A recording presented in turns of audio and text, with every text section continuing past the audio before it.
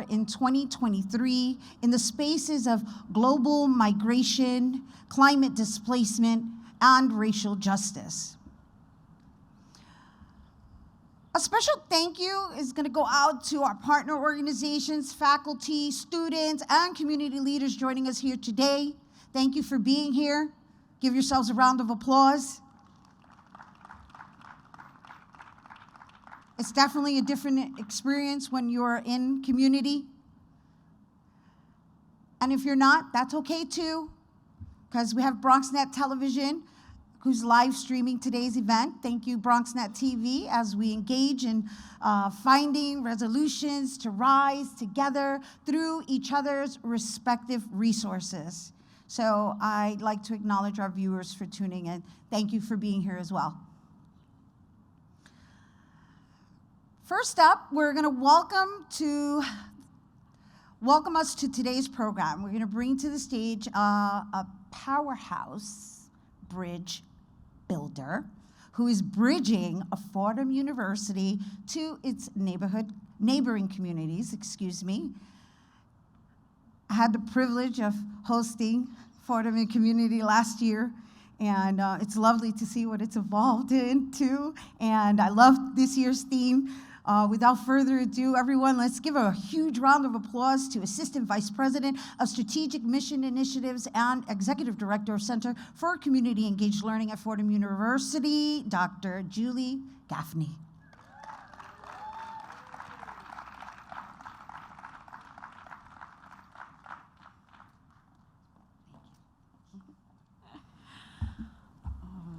Well, that was quite the welcome, and I want to welcome everybody who's with us today. Welcome, Bronxites. It's so great to be together with you. And it's a beautiful day here in the Bronx. We didn't get any sleep last night. We were worried, but here we are today in the sunshine, coming together to spend time on one of the most crucial issues that's facing us today, the care of our common home. So we're here in the middle of Earth Week, leading up to Earth Day on Saturday, to listen to each other, to learn from each other, to share our resources, and to build community. As we hear from campus and community experts, from Bronx leaders like Nilka Martel, from some of the most powerful voices of our time, like Fordham's own Elizabeth Yampir, who'll be giving the keynote, we will grow together in the faith and confidence that we need to take this work on with stubborn optimism and prevailing hope. One of the strongest and clearest voices on this issue is our own Pope Francis. With his encyclical Laudato Si', he reminded us of the stakes for this planet, for the human race, and for the most vulnerable among us. My friends, we are here today to celebrate a special day for Fordham. Today, Fordham's president, Tanya Tetlow, has released our own Laudato Si' plan, a 7-year green plan intended to transform the way that we teach, research, work, learn, and lead our day-to-day lives, both on and off campus. We're taking a deeper look at single-use plastics. I know it is National Plastic-Free Lunch Day. Cafeteria culture, I see you. We're going to be learning to compost our food waste more effectively, which is one of the student projects that one of our students in the center has been leading this year. We're going to be growing new courses and new learning modules, micro-credentials, embarking on large-scale research projects to unite community interests with academic goals. And today we launch our newly formed Sustainability Council. And I know there are many members of this council here with us today, which will transform these goals and plans into tangible actions. We're launching this plan today in a summit on community power because there is no environmental justice or climate justice without social justice. We can't talk about migration or displacement without talking about climate change. We can't talk about food insecurity without looking at urban agriculture and just food systems. We cannot talk about education access if we're not educating the next generation for the green jobs they will want, the sustainability measures they will practice, and the justice initiatives that they will spearhead and grow. The work of climate justice is community work, And we are surrounded here today by the community leaders who have been doing the work to grow the Bronx strong. So I encourage everyone to visit the partners at the Action Fair surrounding us here today to learn more about their work, like the Food Justice Club at the Mary Mitchell Center, or YMPJ's pioneering efforts to transform green spaces and make them accessible to all Bronxites. I want to begin, before we move into our amazing group of speakers and panels, with a few words of thanks. Thank you to the incomparable Gina Valentin, our host extraordinaire, the voice of the Bronx. Yes. I want to thank all of our esteemed panelists, speakers, and keynotes today for sharing their wisdom and guiding us toward real impact. Another thank you to the Relief event, the workshops and volunteer opportunities that are being conducted simultaneously by the Department of Environmental Conservation. A huge thank you to the Fordham in-community partners who lead the way here, as in so much of what we do at Fordham. I want to thank our campus partners. A thank you to the Office of the President and Provost, to the Cabinet, and especially to Mark Valera, who is the Vice President of Administration and under whom all of our infrastructure and day-to-day practices in sustainability reside. I want to thank the Division of Communication and Marketing for helping us get this amazing event off the ground, Public Safety for taking such good care of us, the Fordham University Library that has graciously welcomed us into their home and allowed us to conduct this conversation on their steps, on all of those faculty and students who take part in Fordham's powerful movement toward community-engaged learning. And that resides under the Division of Mission Integration and Ministry, so a huge thank you to all of the colleagues in my division of mission. A thank you again to BronxNet, who are live streaming. A huge thank you to the New York Parks Department for their partnership and stewardship. A thank you to the Laudato Si Action Planning Committee, who authored the green plan that has been released today. And I'd love for everybody to take a look at that plan and see what you like, what you want to advance, and stay in touch with us. A thank you also to the newly formed Sustainability Council, who will advance our work into the next phases. And a huge thank you to the amazing Transcendent team in the Center for Community Engaged Learning that I have the privilege of spending every day with. I think everybody here knows Sure Miranda Alarcón, the architect of today's event, and the power behind Fordham's community work. With her, with Maria Rodriguez, Kujeji Kamara, Adam Bermudez, Ben Medeiros, Vanessa Rotondo, Tiffany Molina, and Keisha Shea, we strive every day to make Fordham a better neighbor and a better leader, and you inspire me every day. And a thank you also to Tim Bouffard, my best and always confidant, advisor, partner, and friend, without whom I wouldn't be here. I now want to introduce the faith leader of Fordham University, the Vice President for Mission Integration and Ministry, through whose vision and persistent advocacy we are here today and poised to take these next steps. Father John Cicero of the Society of Jesus understands our university's mission to be a pathway for flourishing and for community relationships, and his commitment to environmental justice and racial justice is deep and unswerving. In his ministry, he teaches us that the movement toward the end for which God has created us, through that movement, we come to understand that all of life is a gift.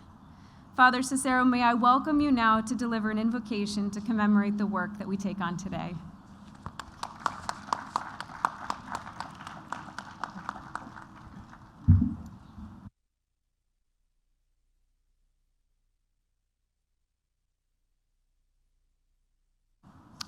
So we gather at the beginning of this day to offer thanks to Almighty God. As we pray, Almighty God, creator of all good things, we come before you this day to give thanks for the beautiful gifts of our earth and its bountiful resources. Make us ever grateful for all that you have bestowed upon us, and help us to avoid any inclinations to take for granted any part of your creation. In his inspirational encyclical, Laudato Si', Pope Francis reminds all humanity that you have entrusted us with the awesome responsibility to care for the earth and to share its resources fairly and equitably among our sisters and brothers. We have taken up this task here at Fordham University, gathering today to inaugurate the implementation of the diverse and creative action steps to which we are committed in carrying forth this responsibility. We ask for grace, wisdom, and courage to live this mission of environmental justice through prayerful reflection, focused research, academic and informal discourse, community engagement, and political advocacy. Bless us, Lord, with a peaceful day and joyful hearts as we gather to take up this sacred mission. Amen. Thank you. Thank you, Father Cicero. Oh, how divine was that, right? I know, I got to take it in for a moment. Whew. I mean, it's okay. We can take in the sun, take in each other, take in the grass. This lawn is fabulous. Should you feel compelled to take off your shoes and walk barefoot, that's a good thing. Mother Earth would appreciate it. All right, so next to the stage, we're going to welcome a native New Yorker, a fellow Boricua, fellow Puerto Rican, who serves as the Chief Diversity Officer and Associate Vice President for Academic Affairs at Fordham University. Everyone, please welcome Rafael Zapata.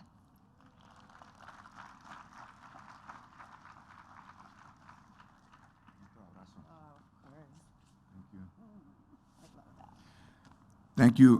Rina, also known as La Reina del Barrio, for those who don't know, outstanding artist and the media personality, journalist. It's a pleasure to be with you again. Fordham and Community, Fordham en la Comunidad. My name is Rafael Zapata, and I am Chief Diversity Officer here at Fordham University.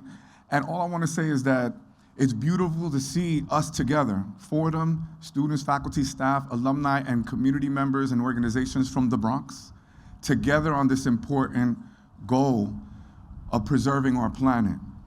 As a native New Yorker, I grew up in Manhattan, and it's easy to think that we've not been dealing with these issues until now, but as I reflect upon my childhood and visiting my family in the Lower East Side, and when you saw the community gardens and spaces that were empty lots, and we saw this in the Bronx, La Casita de Chema, how that was transformed by everyday New Yorkers, and places across the 5 boroughs that were made into green spaces where nobody wanted to live.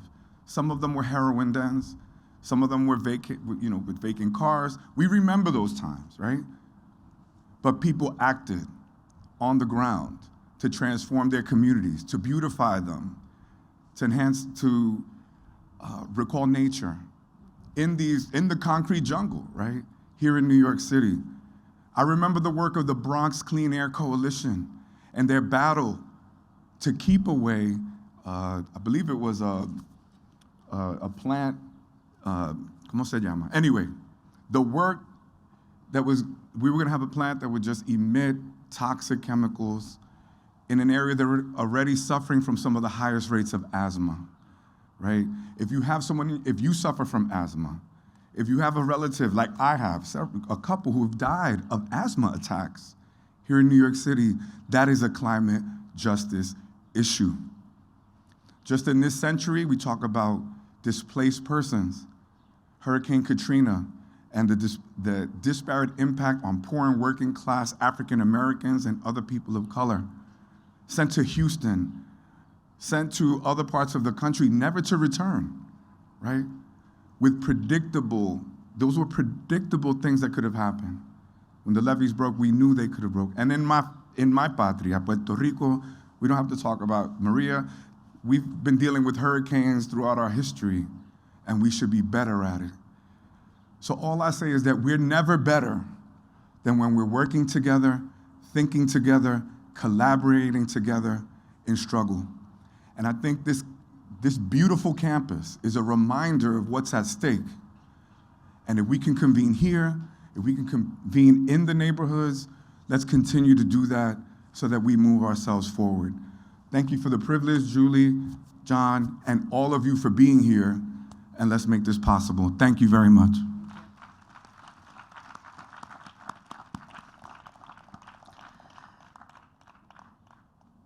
So just to add to what he's saying, I was asked a question with regards to my climate action. And I want to say, as a mom to a 13 years old, right, or 13-year young, as she would like to say, she's very woke.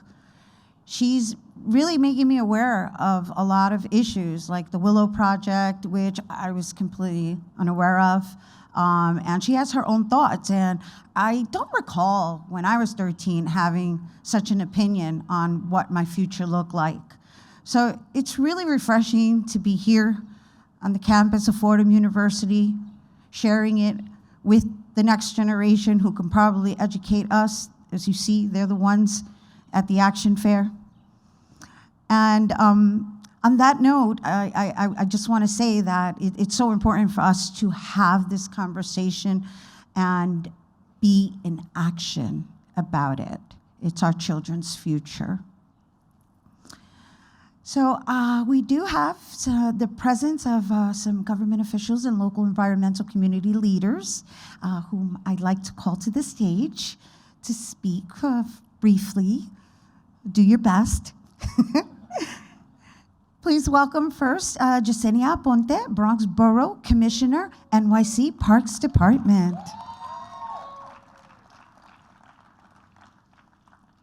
I'm good. So good to see you. Okay, or do you need space? This is perfect.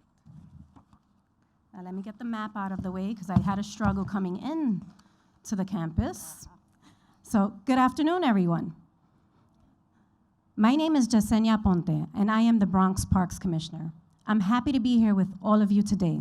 Thank you to Sure and Julie and Fordham University as a whole for inviting me out today. As a Latina who was born, raised, and still resides in the Bronx, I've heard many stories about the borough, about how our socio-economic and environmental factors made the Bronx a place only associated with negative attitudes. High crime, high pollution, high asthma rates. You've heard all these stories. But here we are in 2023. Thanks to the community activists, the Bronx is moving in the right direction. The waters of the Bronx are cared for by Bronx activists, the Bronx River Alliance, who's here in the Action Fair, and has improved the water quality on New York City's only freshwater river, and the Harlem River Working Group, who I think is also in the building, is working on improving the water quality and access to Harlem River. As a society, we have come to realize that the environment affects us all, no matter what neighborhood, what city, or what country. We all shall say the same, we all share the same air and live on the same planet. Every one of us has a role to play in understanding, shaping, and stewarding our lived environment. To that end, I'm happy to say that New York City Parks has worked with our partner agencies to help mitigate the effects of climate change in the city, and most importantly, in some of the most severely impacted areas. I also want to say we have a couple of tables here in the Action Fair. Please visit them so you can join us if you're not already volunteering and part of our groups. They came out just to table, and it's awesome to see them be here to be joined. We have installed green infrastructure in our parks and in tree pits on city streets to capture more stormwater, reducing the volume of cities' combined sewers. Also, we have the stormwater table if anyone wants to hear about that, how we're working on that project. Parks has a tree planting program that focuses on planting in heat-vulnerable neighborhoods, guided by the New York City Heat Vulnerability Index, a tool grounded in the climate and racial justice. And very recently, we've been working with DEP to daylight the Tibbetts Brook in Van Cortlandt Park and create a greenway on the former Putnam Rail line south of the park. This project would allow the brook to continue to its natural destination in the Harlem River and not go into the city sewer as it is now. I look forward to hearing the discussion today and being part of the next wave of environmental community activism. Thank you for having me here today. Brava. Once again, Yesenia Ponte, Bronx Borough Commissioner, NYC Parks Department. Let's give it up for her. My only complaint is that we could have afforded a tree right in the middle aisle today.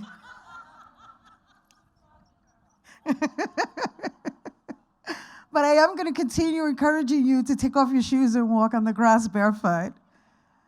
You know, I'm not a doctor, but they say it regulates the flow of your body and it grounds you as well. You know, so don't be embarrassed. And then there's also the hugging trees too. That's why I brought that up, because I'm a tree hugger. And they say that when you hug trees, it raises dopamine in your system. So if you want to get happy and you want to show Mother Earth some appreciation, just hug a tree. We've got a few of them here, just not in the middle aisle. All right, next up, we're going to welcome to the stage Nilka Maltel, who is the founder and director of Loving the Bronx.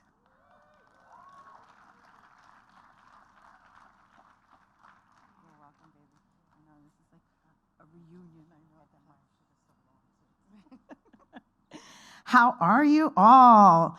I am so excited to be here with you. So many familiar faces and so many new ones. Thank you, Reina, for introducing me. My name is Nilka Martel. And for those of you who don't know me, I was born, raised, and still reside in this amazing borough. While I lived in the East Bronx my entire life, growing up, the majority of my family lived in the South Bronx. That meant that we had to cross the Bronx River to get there. And during those years, it was pretty much an open sewer. You'd look in, there was a gooky film on it, you'd see tires, you'd see cars, and even refrigerators. Growing up, the park that we visited most frequently was Pelham Bay Park. We spent hours walking the trails, bird watching, and just connecting with nature. And for almost 5 decades, I've lived across the street from Robert Moses's Cross Bronx Expressway. It's loud, it's dirty, and physically divides neighborhoods, slicing right through the borough. I never knew how those experiences in my childhood would help define my life and fashion my purpose. In the 1970s, groups of folks living in the Bronx River watershed took it upon themselves to clean the river. And in 1974, Ruth Anderberg formed the Bronx River Restoration Group. These early efforts resulted in the removal of those large debris by the Army Corps of Engineers and a vision for the Bronx River Greenway, which included the creation of waterfront access parks. In 2001, the Bronx River Alliance was formed, a public-private partnership with New York City. And to date, the Alliance has completed some 80% of that greenway, including the creation of half a dozen new parks and the greenest building in the South Bronx, River House. The Alliance provides opportunities for forest restoration, green infrastructure stewardship, paid high school internships, water quality monitoring by land and sea, and free and low-cost paddling opportunities, just to name a few. This is what community power looks like. In 1992, in the far East Bronx, a small group of dedicated Bronxites formed the Friends of Pelham Bay Park.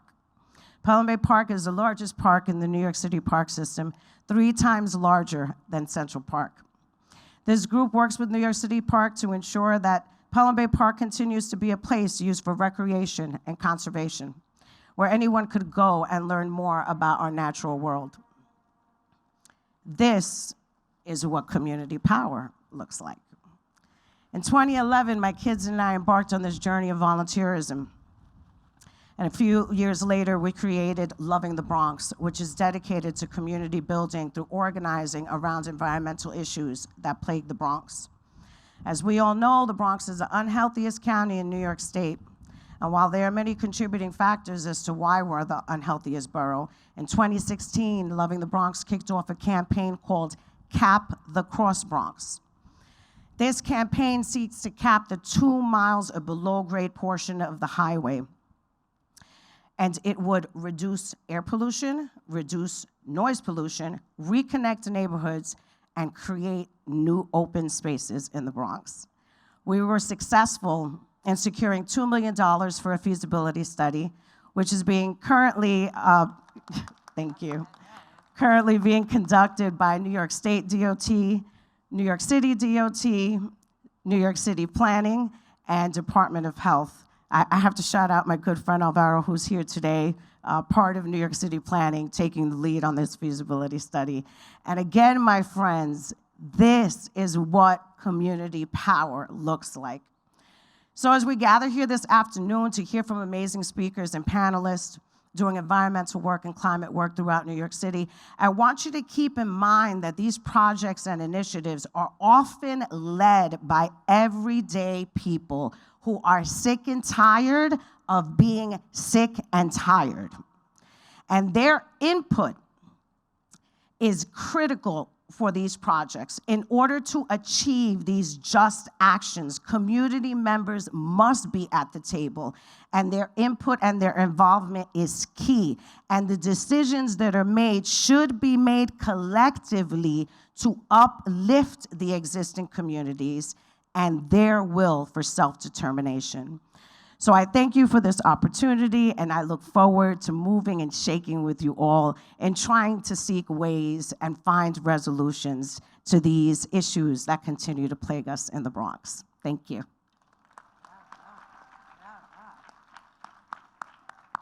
Yeah, that was Mover and Shaker. Nika Martel, founder and director of Loving the Bronx. I got to tell you, I know you're noticing all of us hugging each other because, as she says, this is community. This is community, and that's why we're not doing the formal, shaking of the hands, ya pasó COVID, hopefully. And so we're back to hugging and being with each other and exchanging that energy. And we're so grateful that you chose to be here with us as well. And so on that note, believe it or not, it's lunchtime. But don't go too far because we have some amazing panelists. And of course, you do not want to miss Elizabeth Young-Pierre's keynote. And you don't even have to move from there. Choco Bar has arrived, and they're going to be distributing lunch boxes directly to your place, should you feel the need to take off your shoes and sit on the grass to have your lunch, feel free to do so. I do want to also mention that today, April 19th, is National Plastic Free Lunch USA. So shout out to Cafeteria Culture, who also has a table for you to visit. Wave your hand. There they are. And you can learn some more on every table here. This is our action fair, so please make it your business to visit each table and collect information. For now, enjoy your lunch break, and we'll see you in 15 minutes. STEM is everywhere, like here, behind the scenes of The Walking Dead. When we break down clothes, we tumble it with trisodium phosphate, rock salt, and dish detergent. We stitched together images of our model and created a 3D set that can be walked through in a VR headset. We're able to turn 12 walkers into 1,000 walker hordes. STEM can create new worlds on and off the screen. What will you make with STEM? Get inspired at SheCanSTEM.com. Dr. Andrew Rasmussen, who is the Associate Professor of Psychology at Fordham University. They will be discussing the intersectionalities of local and international migration, climate displacement, and race. Without further ado, please welcome moderator Surai I. Miranda, who will be leading the panel. Hello, good afternoon, everyone. Thank you so much for being here. Let me do two things so we can make sure that we are going to have a very productive conversations. First of all, muting my phone. The second one is, so unfortunately, we're not able to be joined by Dr. Epsie Campbell. Her mom passed just 2 days ago. So for that reason, she's not able to be here. We will make sure we invite her again because it is a perspective that we want to make sure is brought and shared with the Fordham community and also the Bronx community.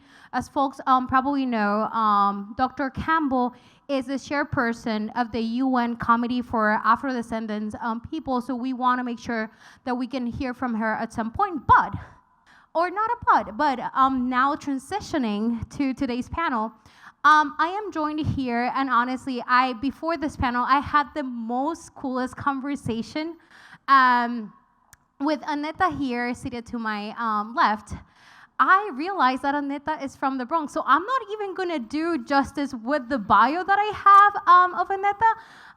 So I'm going to let each of the folks here introduce themselves. I'm also joined by Dr. Andrew Rasmussen. I'm going to do first name basis, so please don't feel offended. We have agreed that we're going to do first name basis.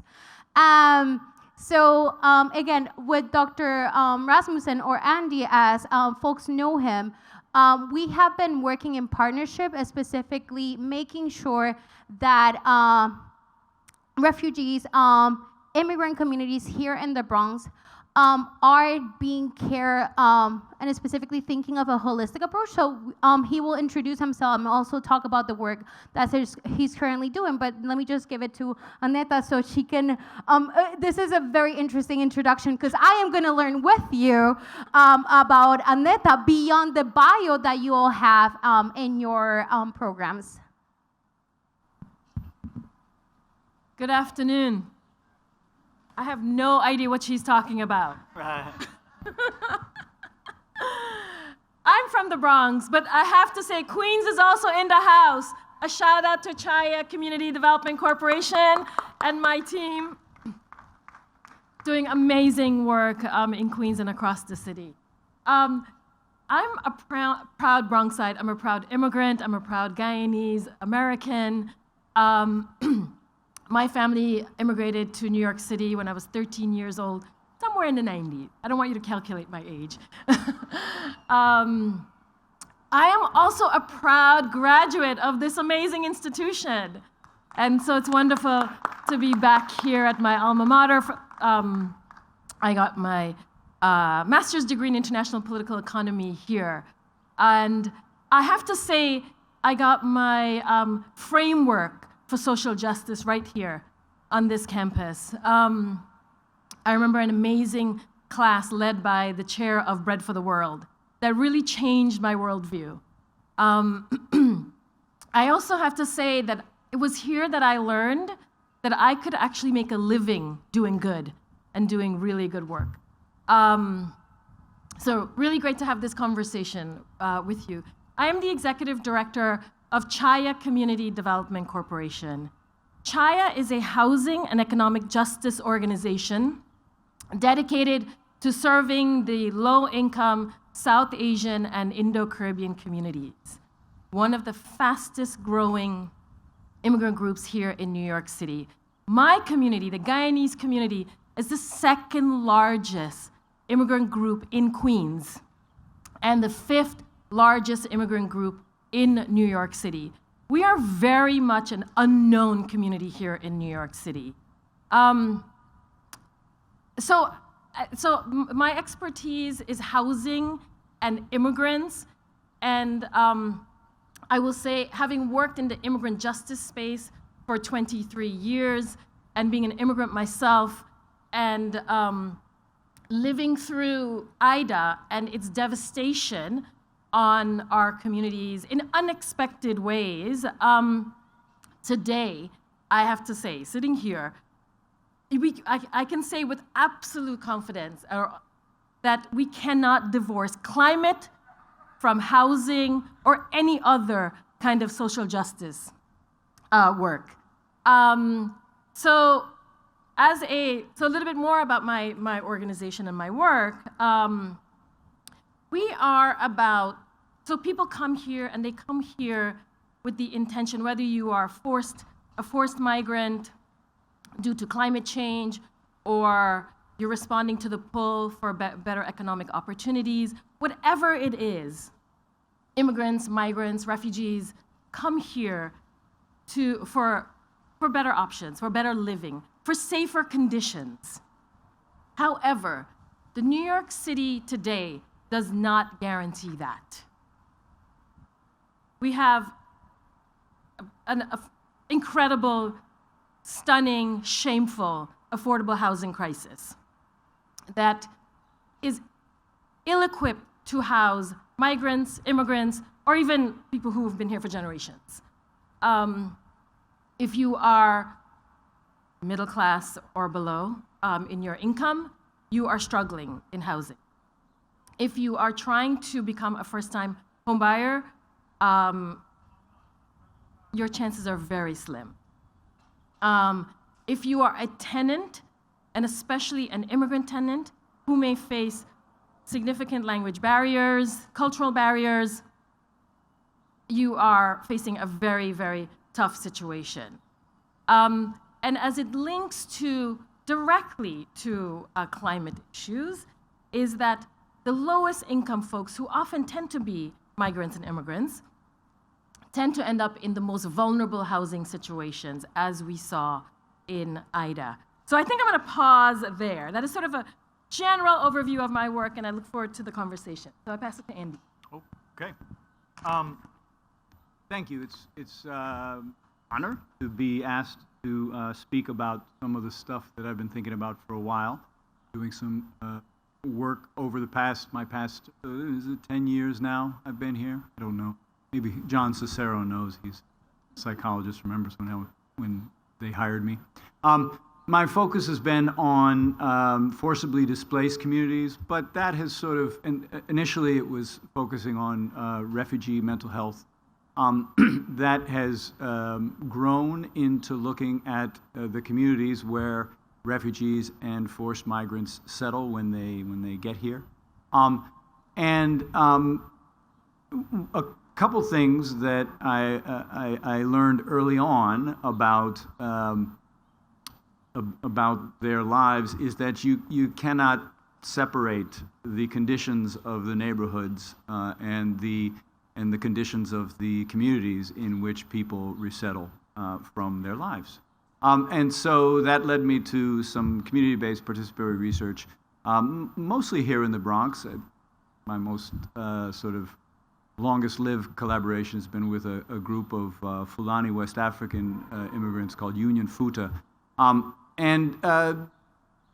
It's sort of funny thinking about climate justice on the local level with community-based organizations. As an academic, you go in and you say, oh, these are refugees, immigrants, they're going to have these issues. And they come back and say, well, okay, yeah, those things happen, but of course, these are our priorities. And so you say, oh, okay, so I got to shift my change a little bit here, my focus of my research and stuff. And so I have to say, climate issues per se aren't usually the first thing people bring up, but health issues, of course, are. And so when we think of health and environment, and immediately you make the link to changes in, what was talked about already, talking about the Bronx Expressway. What does that mean for local neighborhoods? As an academic, I have the luxury of in addition to doing work with people, also pulling back and getting a sense of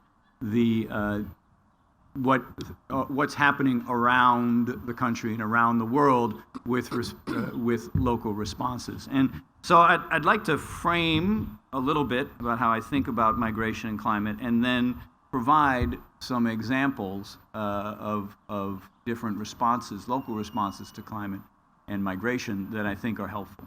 First of all, a bigger frame, since I've sort of been asked to come and speak about migration, the bigger frame is around climate and migration. First things first, we've done so well as a species because we move and adapt, right? 300,000 years of human beings in their current form, more or less.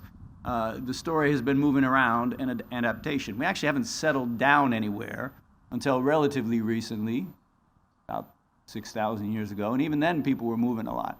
So whenever people think about migration and migrants, they're usually thinking about specific people, and not too many people who move from one place to another, but really moving around, migration is in our DNA. It's the people who don't move around who are kind of the odd ones out, really. And so I'd like us to think about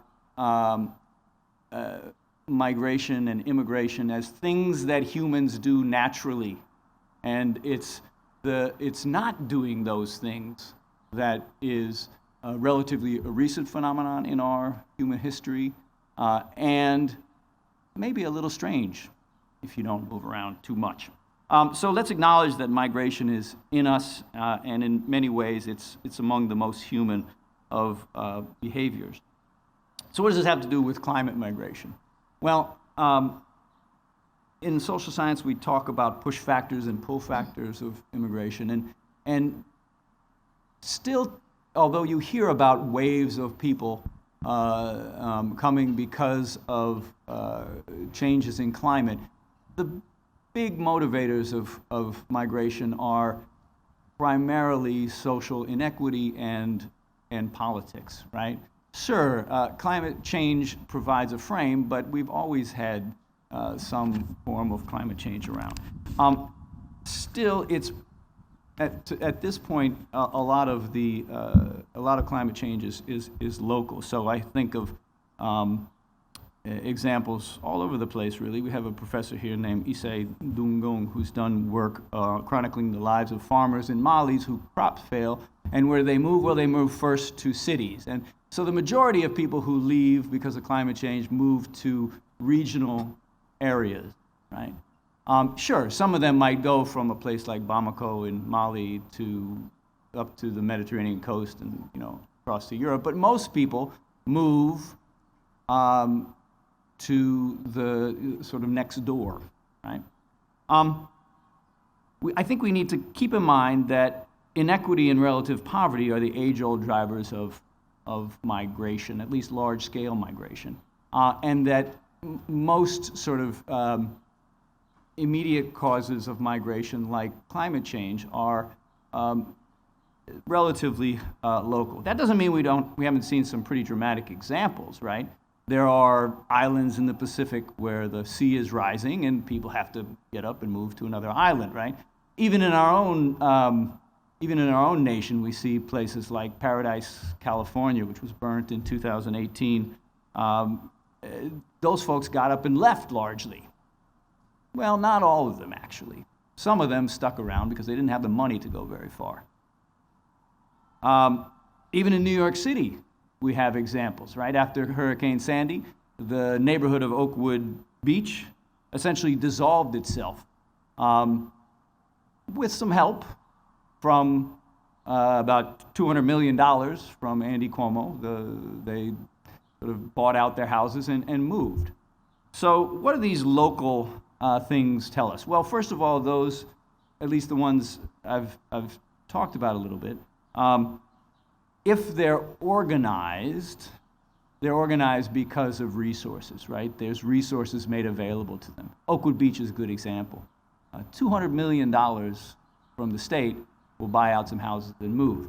Not everybody has those opportunities, and they tend to be in response.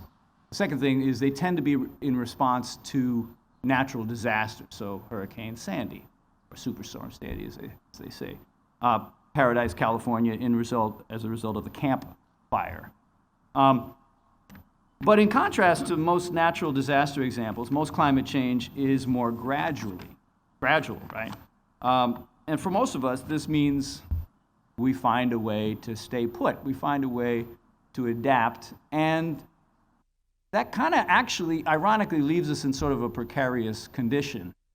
If you decide you can adapt to sort of sticking in your home, whether it be on the coast or inland in a basement apartment, say, things aren't really happening, and so we have this paradox of climate and migration, where we usually try to adapt.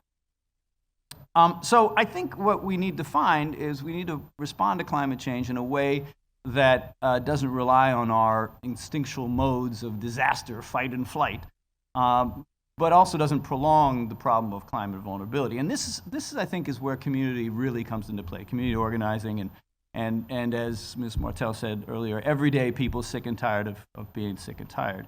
And I have a couple examples, and perhaps, I don't know if it's ironically, but it's maybe paradoxically, at least in the US, those who have been around the longest, indigenous communities, seem to have begun this work already. Indigenous communities, the two examples I'm going to give you are one from the coast of Louisiana and another from the coast of Alaska. So plans have been laid. Louisiana just announced the first statewide climate plan in the South.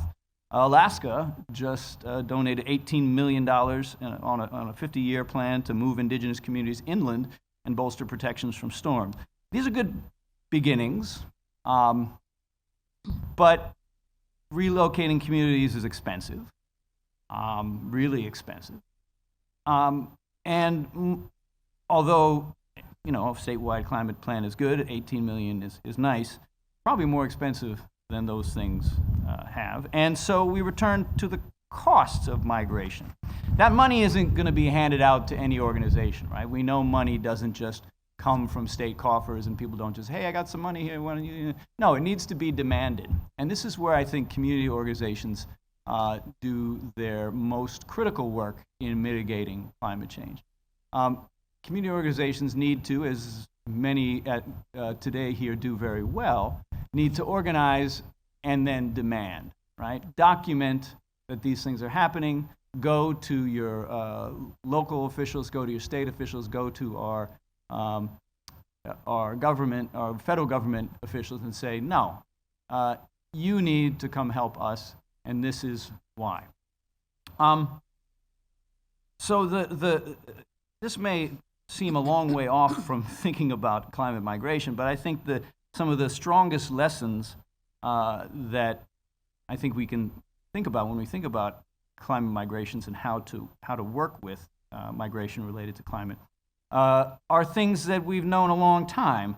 The first one, I think, is those of you who know your Frederick Douglass will remember that power concedes nothing without demand. It never has and never will. And community organizations are, I think, the key to making those demands. And if I may, I think that this is the perfect segue to connect back, Aneta, because specifically you're referring to community power. Yeah. And Aneta is the executive director of a community development organization, and specifically there has been a lot of organizing around issues that have to do, or consequences of climate change that are climate related. Specifically, there has been some organizing, some campaigns that have to do coincidentally with the recent Hurricane Ida that actually impacted directly communities in Queens. And something that we want to make sure we highlight is that everyone is affected by climate change, and more specifically about climate events. But there are the most vulnerable that are probably bearing the most of that impact. So, Aneta, and I know that we can connect this to the idea of talking about local. How is that we see that here locally, and how is that you can connect that? And Andy, you can, if you want, also connect some of the points that you were mentioned, because I think that has to do with this. So, Aneta, if I can bring you back to talk about the work that you have done with Chaya and in this particular area. Great. Yeah. So. It's worth sharing with you a little bit about Chaya's basement legalization campaign, which we have been leading with a number of partners for 15 years. And the idea of this campaign was born out of some trends we were witnessing, particularly in Queens neighborhoods, but it was actually happening across the city, where in small homes, homeowners were relying on basement apartments for important, critical income. And they tend to be low to moderate home income homeowners. And those basement units were providing a safe, affordable home for families, and very often immigrant families. However, for decades now, homeowners were being fined for having illegal basements, and tenants were being displaced without warning, and with few other options to turn to. So it was both homeowners and tenants were losing. And of course, again, I want to underscore the low income element of all of this. 15 years later, Chaya has been organizing. This movement was born out of homeowners and tenants basically saying, we need help. This is a real problem. We are providing, homeowners were saying, we're providing a real home, and tenants were, most of them were quite fine with their home. Of course, there's the safety issue, which is very much considered and integrated into the campaign, right? Safety first. We saw in 2001 with Hurricane Ida, 11 deaths that occurred in basement apartments, all in, primarily in Queens, one in Brooklyn. And those floods, those deaths occurred in unexpected floods, in unexpected neighborhoods that were not thought of as high flood risks or typical flood zones. And so this truly, I think, brought, for the first time here in New York City, I know Sandy was sort of looked at as a sort of New York City coastal problem. But the flood occurred and these deaths occurred inland, in high places, right? And so for the first time, I think we are starting to really take climate change seriously, right? And seriously, and looking at its effect on the housing stock of New York City. And so there are many implications, right? So one, as we, hopefully build more affordable housing, we consider sustainability, we consider climate, we consider above ground, we consider not just floods, but heat, right? We considered infrastructure, how do we manage water, sewers, et cetera, right? We don't know when the next Ida is gonna happen. It could happen next month, right? We consider schools, other support systems for community members. What we do know is that many of the folks who were displaced during Ida are still unhoused. Many of them are living in hotels, many of them are still living with friends and relatives. And this just, again, I think really is such a stark reminder of the urgency of housing and the affordability of housing and the climate crisis. What I also want to say is that I want to sort of pivot to the critical importance of engagement of community members. Whether it is to inform or design the future of housing, but actually to truly inform policy. As you stated, nothing ever gets done unless people organize. I'm paraphrasing the quote. And so we've seen that again and again and again here in New York City. We've certainly seen that with the tenant rights movement. We've made significant gains in recent years with the in tenant protections, but that is only because tenants have organized and continue to organize. Anita, thank you for that. And one of the things that I wanted to mention here, so we're talking about community power, and specifically thinking of that and thinking for you both, how is that you specifically see that we can create spaces and then we can community efforts are being uplifted, so that way when you mentioned that, and I think that you both mentioned in your remarks where climate change is not necessarily tied to the idea of health, but people are now making the connection. How is that we can specifically uplift the efforts that there are? Because we do know community partners that are already creating that awareness that there's a connection between climate justice, climate change, and then health. How is that we can sort of uplift those initiatives that are happening, and how is that then we can open the way for more of that to happen too? And I think that if you can both answer that question. Please. Well, I'll just say that I don't think it's happening enough. I think a lot of policies continue to be made without the engagement of community members. So I think there's a lot of work that needs to be done there. I would say that folks organizing communities, whether it's in the housing space or in the health space or any other service space, know inherently, deeply, and obviously that you cannot separate climate. We see the impact of climate every day. I talked a little bit about tenants. I want to talk about homeowners.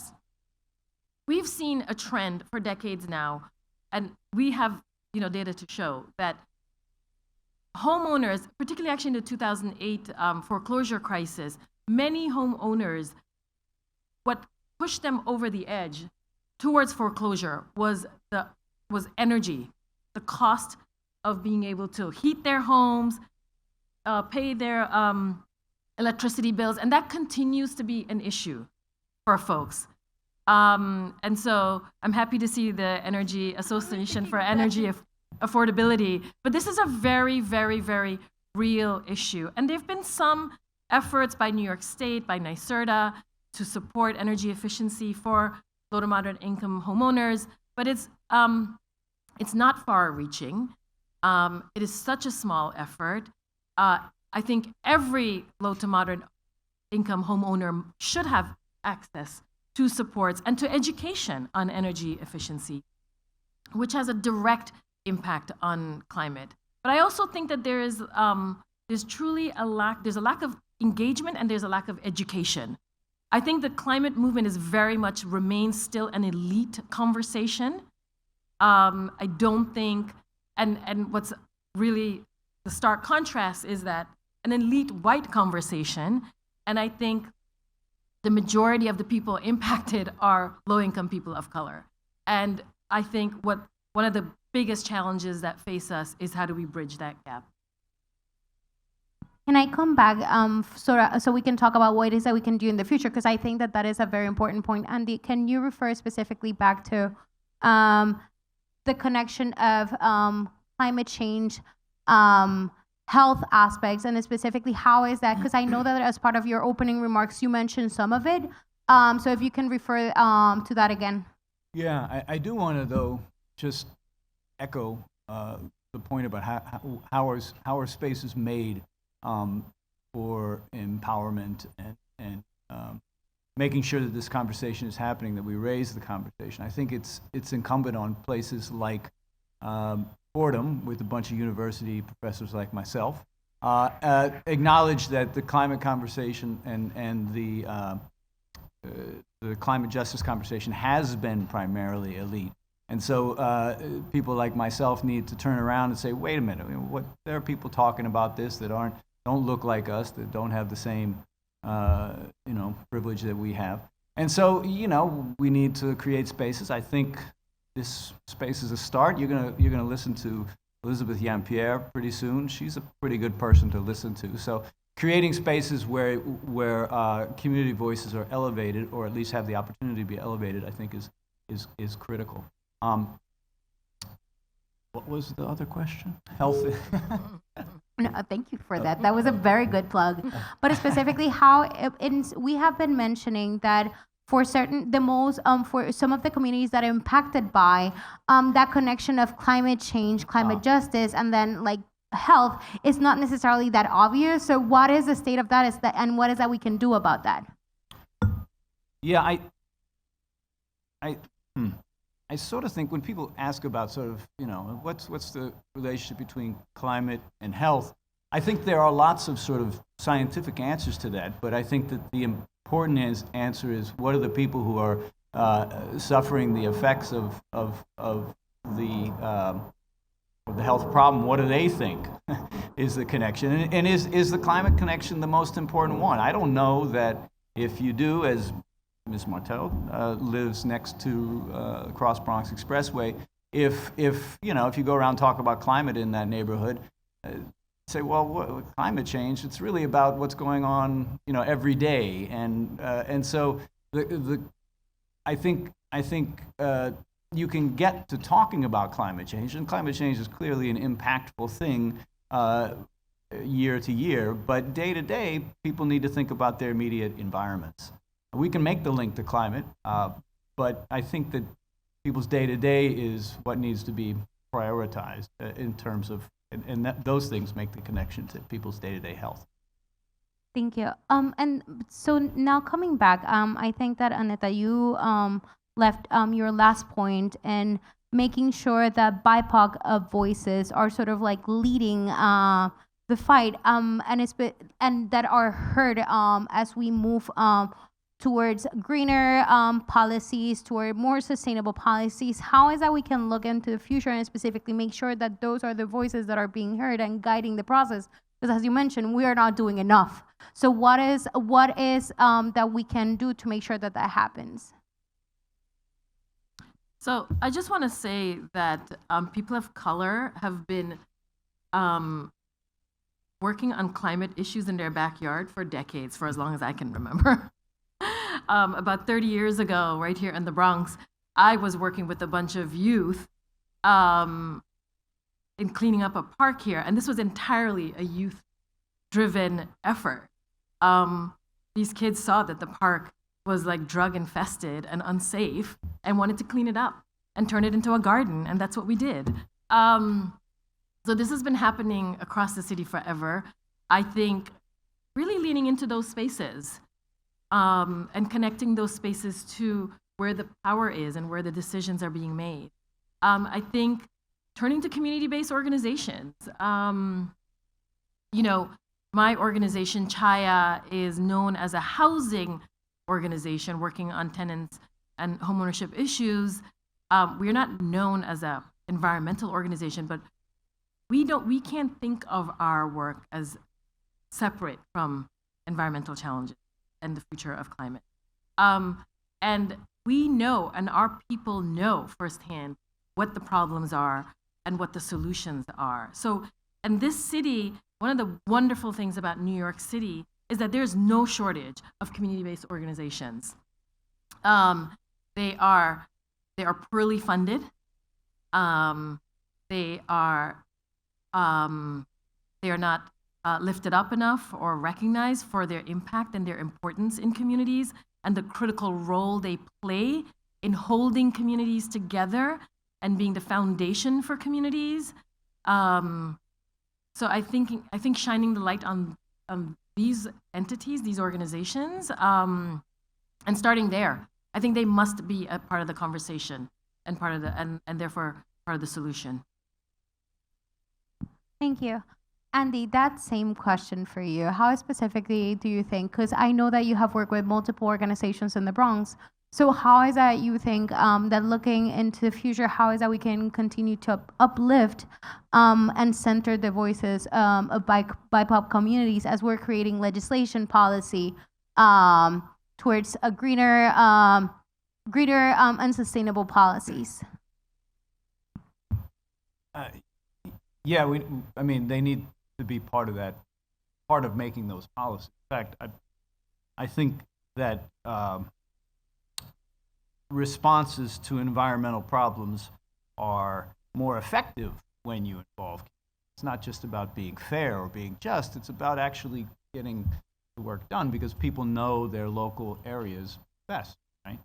So one of the things that I saw on the list that we had all these city council and state representatives. I assume they're working, which is good. They should be working. But I don't think we can discount electing people who have come out of community organizations into political positions. People like Richie Torres, right? Some people like what he's doing. Some people don't. But you can't argue that he's coming out of a community organization framework. People who try and get community organizations into their offices. Gustavo Rivera is one of those. Recently, he became the state representative of Fordham University. He was reelected, and the district shifted. So, but he's very interested in having connections with community organizations and getting them involved. So. I don't think we can discount, even though people get very cynical about it, I don't think we can discount electoral politics as well. Thank you. And I feel that this is sort of the perfect closing, knowing that you both have a Fordham connection. I want to hear from you, and I also have a Fordham connection, but you are the panelist. How is that you see Fordham engaging, uplifting the work? Because you mentioned, Anita, that organizations, local community-based organizations, need to be uplifted, we are here with the intention of listening and specifically making sure that we take those next steps. So you tell us what is that you would like to see. Well, I'm happy to reconnect with my alma mater. I don't know, but I didn't know, and I'm thrilled to see today that there is what seems to be meaningful efforts to connect with the community and to think collectively about such a critical problem as this one. So I want to applaud you for that. I think it's absolutely so inspiring and exciting. And now that I know, and I'm working on this issue as well, that I'd love to collaborate. We'd love to collaborate. I'm speaking on behalf of my team over there. So I do think that universities are such important anchors, resourceful, places, and have a responsibility to work on real problems, real and pressing problems like this one. And so I'm thrilled to see what I see today. You have my number. You know how to find me. And as I said in my opening remarks, I feel like I got my social justice framework here on this campus. So good to be here some years later talking about. We hope to invite you again and to continue this conversation. We're gonna have a conversation in the office, and we're gonna explore how is that we can work together. Andy, do you have anything specifically thinking on the work that you're already doing? Is there anything that you would like to collaborate with other colleagues, or specifically for Fordham to engage in this particular field? Well, I saw a lot more community groups on campus prior to the pandemic. And I can understand, everybody sort of shut their doors during the pandemic to a certain extent. But I'd like to see us open those gates over there and those gates a lot wider than we do right now. And I know that's not a simple thing. I've been told that's not a simple thing. But I also know that there are a lot of people who agree with me, folks at the Office of Mission, for instance. This is a campus that was started, Fordham was a university started for immigrants. We haven't always been so welcoming to everybody, but I think we're starting to do that again. And so I think we need to recognize that and recapture that and get folks become a more a part of our neighborhood and inviting people in, making sure people know they can come here. And that's where I'd start. Thank you. So I am going to start sort of wrapping up this panel. I do want to thank both of you because honestly, it was easy to sort of facilitate this panel because there's so much that you have both to say. I'm going to open it up for about 5 to 10 minutes of questions. If anyone have any questions, we do have 2 mics. So if there's any Q&A, we're more than open to take any questions. I do want to give a shout out to the Food Justice Club of the Mary Mitchell Center. They are engaging in that work that you mentioned, Aneta, specifically. They are growing. So we will talk later about the work that they're doing, but we have also high school students that are engaging in that work. So if I don't see any questions, yes, I see a question. Hello, my name is Rafael. I work for the Department of Health, but I am not here as representative of the Department of Health. I'm going to talk for myself. We have noticed in the last years that environmental activists have been criminalized, and we have seen more and more environmental activists in jail and even killed by this government that is the more democratic in the world, supposedly. So that's something that has to be denounced. I mean, to be an environmentalist these days is a dangerous role. So what are you doing in terms of denouncing that and making that making an issue about that? Thank you. If any of you feel that you're, so that is, and I appreciate you sharing, because it's something that I understand. I don't want to put Aneta or Andy in a situation where they have to answer if that is not something necessarily that they're dealing with. But that is something that I'm more than happy for us as an institution to explore. I mean, if there's anything that we can do to make sure that there's space to specifically listen, and if we can be a partner for that, that is something that I would like to explore. Oh, we see a question from a familiar face. Yes. Hi, I'm Tim, and in addition to working at Fordham, I'm also a part-time law student at night. I'm taking an affordable housing class right now, actually. And one thing that our professor says, he says it almost every class, is that affordable housing policy is climate policy, is transit policy. They're all the same thing. And that's kind of what you've been commenting on, Annetta, is how these are all interconnected. But I don't know that everyone, or that the national discourse really reflects the connectedness of these issues. So what can, for either of you, what can we do to shift the national discourse to help people realize these issues are all connected, and we don't just have 3 crises, we have one big crisis that encapsulates all of these issues that we need to focus all of our attention on if we're going to, continue to thrive as a society. So, thank you. Well, Tim, I want to really thank you for naming that as such an important piece of work that has to be done.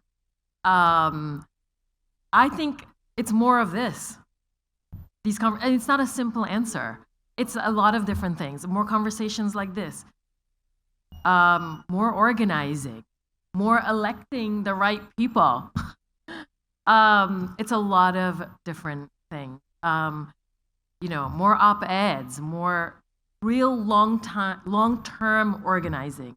I think folks on this side of the political spectrum don't do enough long-term organizing and planning to shift the narrative. And I think more bridge building with the people as well in communities. We have been facing a really significant obstacle in parts of New York City where there's a sort of more conservative view on housing and immigrants around the passing of an important piece of legislation at the state right now associated with the state multiple dwelling law, which would allow New York City to move forward with the basement legalization program. And that work is on the ground work, like bridge building, like educating, talking to folks who are fearful of immigrants, fearful of having, more immigrants in their neighborhood, more basement units, and have all sorts of misconceptions of what a basement unit is. So it's that work. So it's more connecting, bridge building, and this.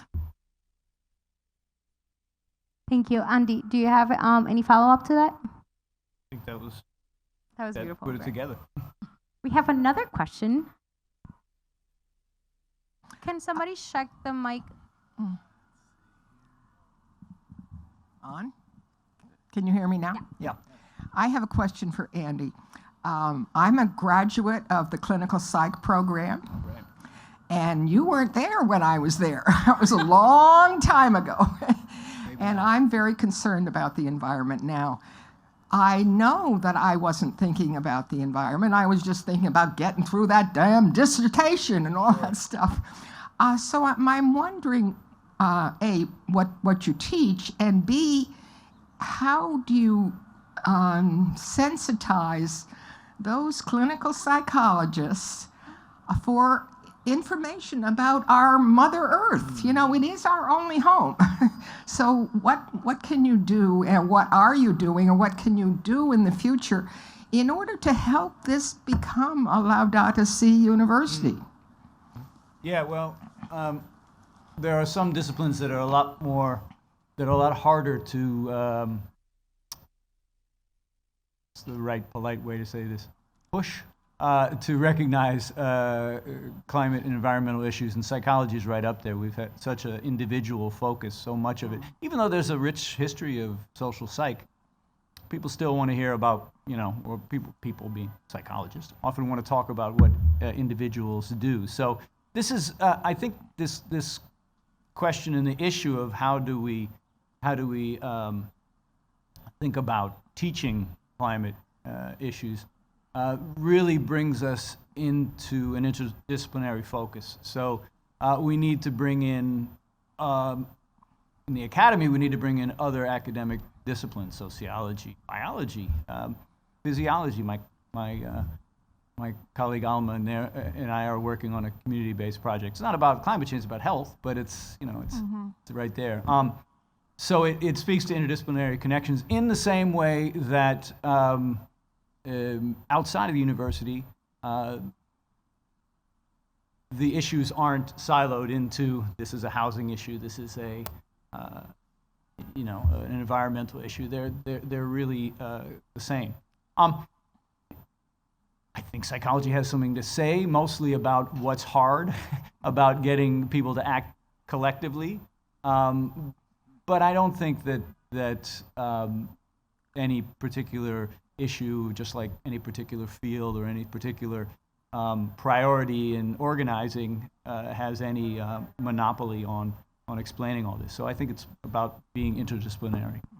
For me, it was Hurricane Katrina that made the difference. Sure. But I'd like to talk to you before you leave. Okay. Thank you. Thank you, Andy. Folks, let's give a round of applause to our amazing panelists. Please connect with them. We do want to make sure that we bring Andy's here, but Aneta to come back to Fordham. Is that a question? Yes. Hi, my name is Edward, and I'm here with the Food Justice Club. And my question is for Aneta. And you said that basically affordable housing is going to be key to fighting climate change. And also you said during Hurricane Ida that one of the main causes of deaths was people being stuck in basements and stuff. So even when, let's say we're able to hypothetically make a solution to that affordable housing problem, once we have affordable housing, how would you say that's going to improve the safety features in those affordable housings? Because the problem itself is like the buildings not being able to afford the buildings. So what do you think is going to be a solution to that? Thank you for that question. You've asked a question that is like the question. I really appreciate that. Yeah, so we are not saying, oh, let's just legalize these basement apartments and it's all good. No, we are saying let's make them safe. Let's address the stormwater issue. Let's address the flooding issue. Let's address the sewer system, the infrastructure issue. It's absolutely part of it has to be part of the agenda. And as we also look towards building new housing stock, which we have to, if we're going to address the housing crisis, we have to think about sustainability. We have to think about energy efficiency. We have to think about, how do we keep like homes cool in rising heat in certain communities. So I think what we're saying is that we're not just looking to build new units, and particularly with the basement legalization campaign, but we're looking at safety first. It's absolutely safety first, because we know that if we do nothing, hundreds of thousands of people remain at risk today, because hundreds of thousands, we estimate that there's probably about 400,000 basement units in the city, and that's probably a conservative estimate. That if nothing is done, which is what's been happening for as long as we've been running this campaign, people are at risk. So we need to start. We need to start today. Thank you. Thank you both. I know that there was one more question. We are closing, so if we can do it. Oh, sorry.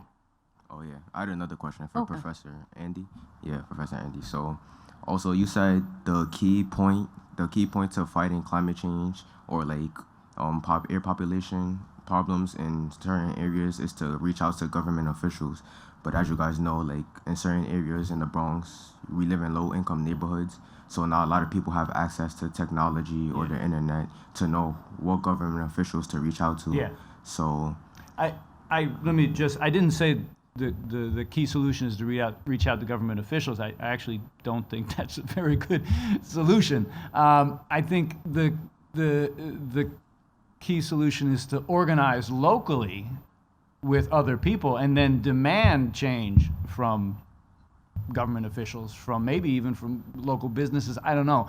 But you need to first organize locally into a group of supportive folks who can make their themselves heard. Yeah, I didn't mean to cut you off there, but I just want to. Sorry. yeah, thank you. All right, just the demand piece is really important. Thank you.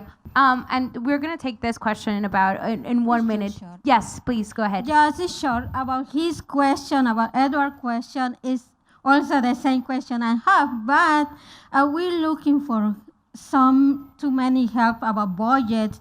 We go to Albany to ask for help about the concejals and talk to them about the problem we have in housing with a lot of people losing their apartments. They cannot afford for the rents and all the stuff. You're talking about housing also. And I'm a tenant organizer, and I knock doors in each building to see how the tenants are living. And the site they live is not good conditions. The buildings are old, a lot of garbage around. They don't keep an eye on the cleaning places. And I'm working on it, and I took a lot of pictures for all the buildings like there is a mess. And we're looking for a budget to pass the bill for TOPA. TOPA is a tenant organizer to purchase act, like Edward says, when we don't have a lot of money in our pocket to effort for our rent, but also we need help to keep us in our place, not to lose our apartments. What we can do about that?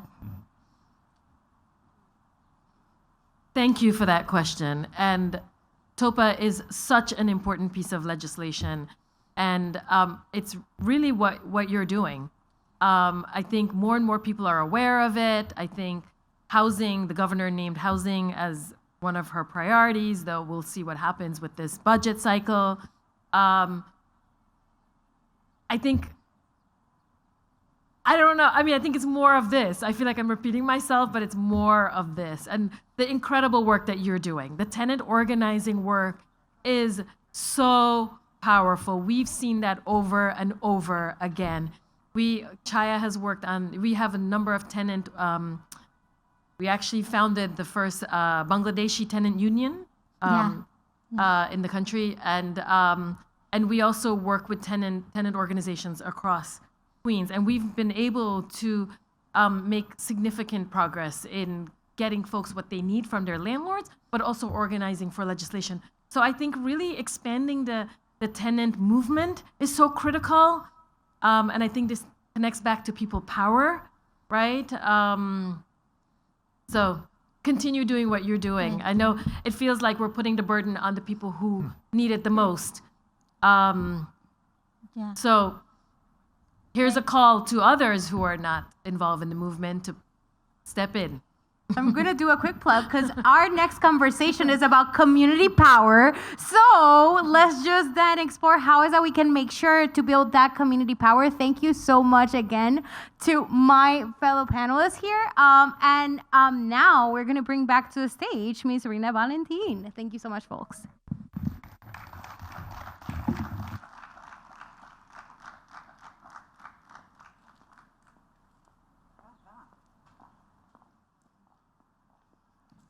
Brava, well done, well done. Give them a round of applause again.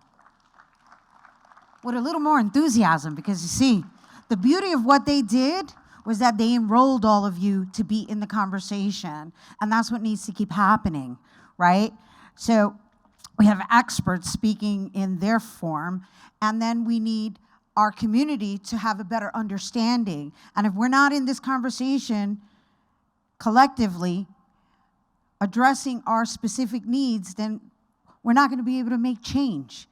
So, yeah, I want to give them a round of applause again. Surai Miranda.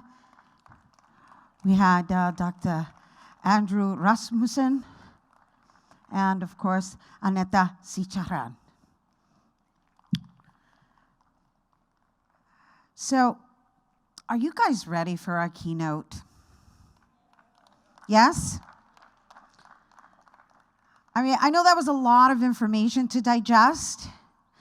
And I got to tell you, just sitting in the audience myself and watching you all get up and engage, it leaves us hopeful, all right? We're not going to find all the answers today, obviously, right? But the idea is that we start.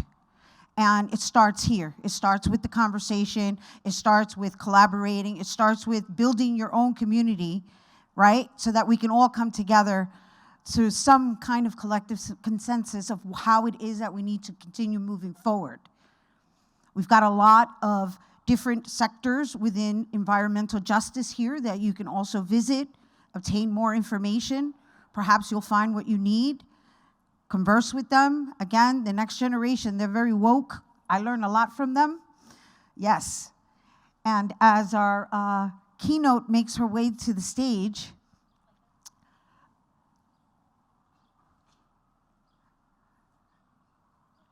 here she comes. Yes. Yes. Yes. I'm excited for this myself, just so you know. I'm like really excited and beyond honored to be in the presence of this woman. And so she's going to make herself comfortable over here. And I do want to mention that she is also a Fordham University alumni. Que linda. And I'm not going to reveal her graduation date, you know, as a means of concealing her age.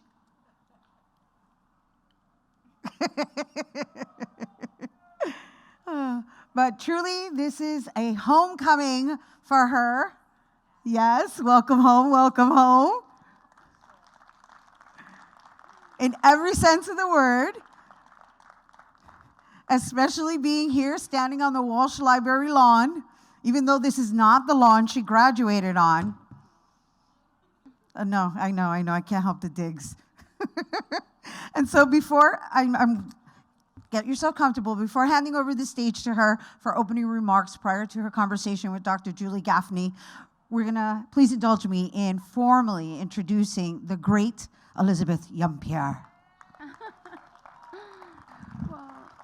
Gracias, Ashe, Ashe. I am so delighted to be here with you today.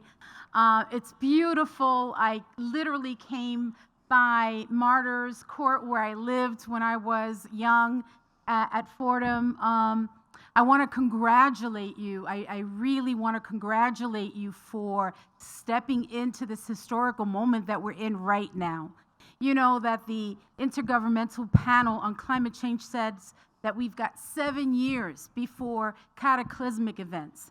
And just a few weeks ago, we had 31 tornadoes within 24 hours across 9 states.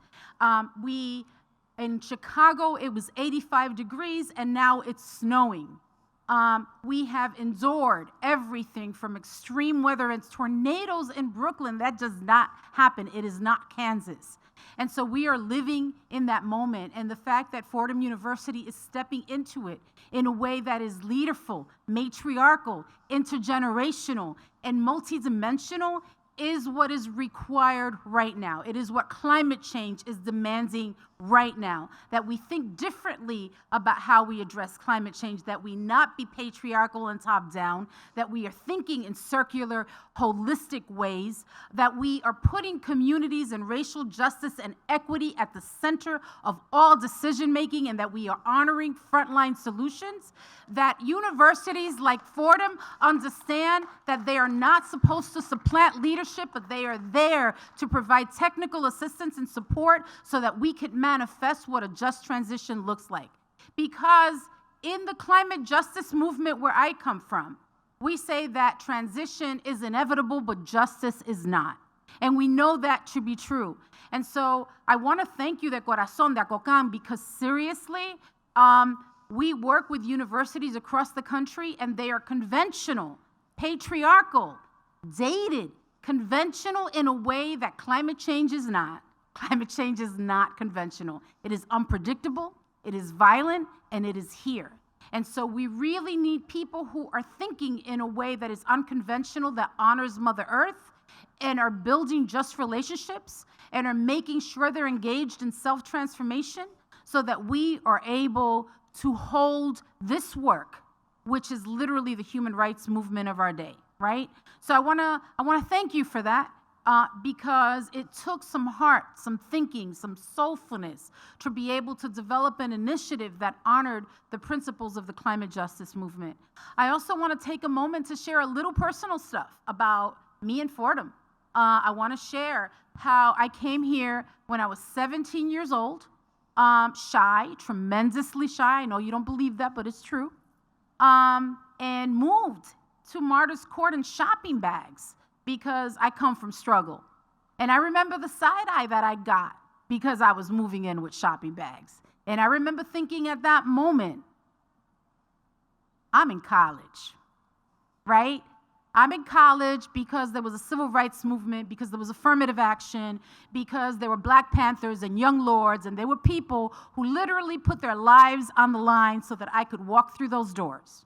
And I remember going to the HEOP office and feeling like this is home.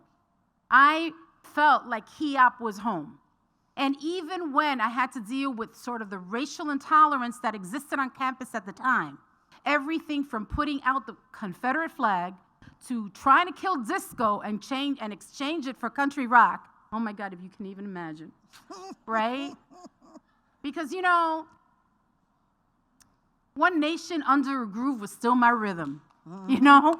So, but those things were happening. And so for me to be here for the first time in so many years, after navigating my way through the complexity of how racial justice lived or didn't on this campus, and to see that we've come together on this glorious, beautiful day to prepare and to partner with communities in meaningful ways so that we can address an existential threat is everything. It's everything. And we, as descendants of colonialism, as descendants of extraction, as descendants of enslavement, we've experienced existential threats before. But not like this one. This one is a little different. This one is going to exacerbate all of the isms. This one is going to make it really difficult for those people who were not responsible for creating climate change. The ones who are not responsible are the ones that are being most impacted. And you saw that. You saw that with Hurricane Maria in Puerto Rico. You saw that with Hurricane Katrina, even though many want to forget what that looked like. I want you to remember for a second what that looked like.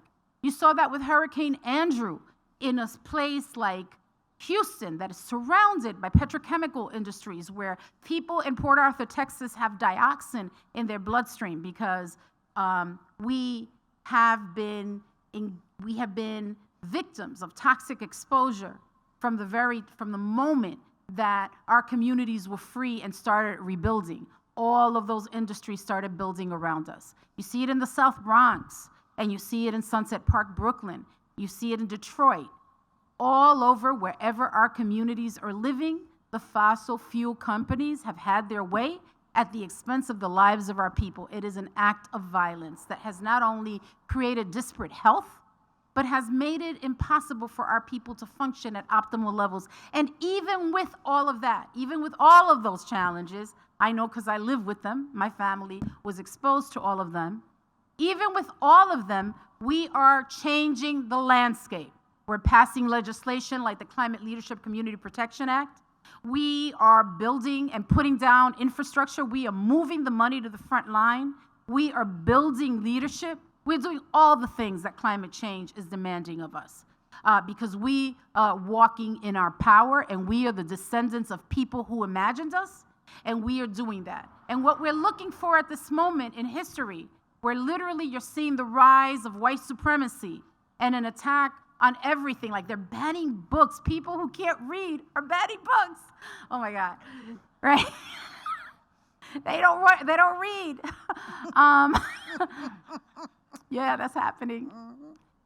At this moment that is calling for us, and this Fordham is a Jesuit institution, and so I'll say something about Jesus because it's a Jesuit institution. I feel like I have to.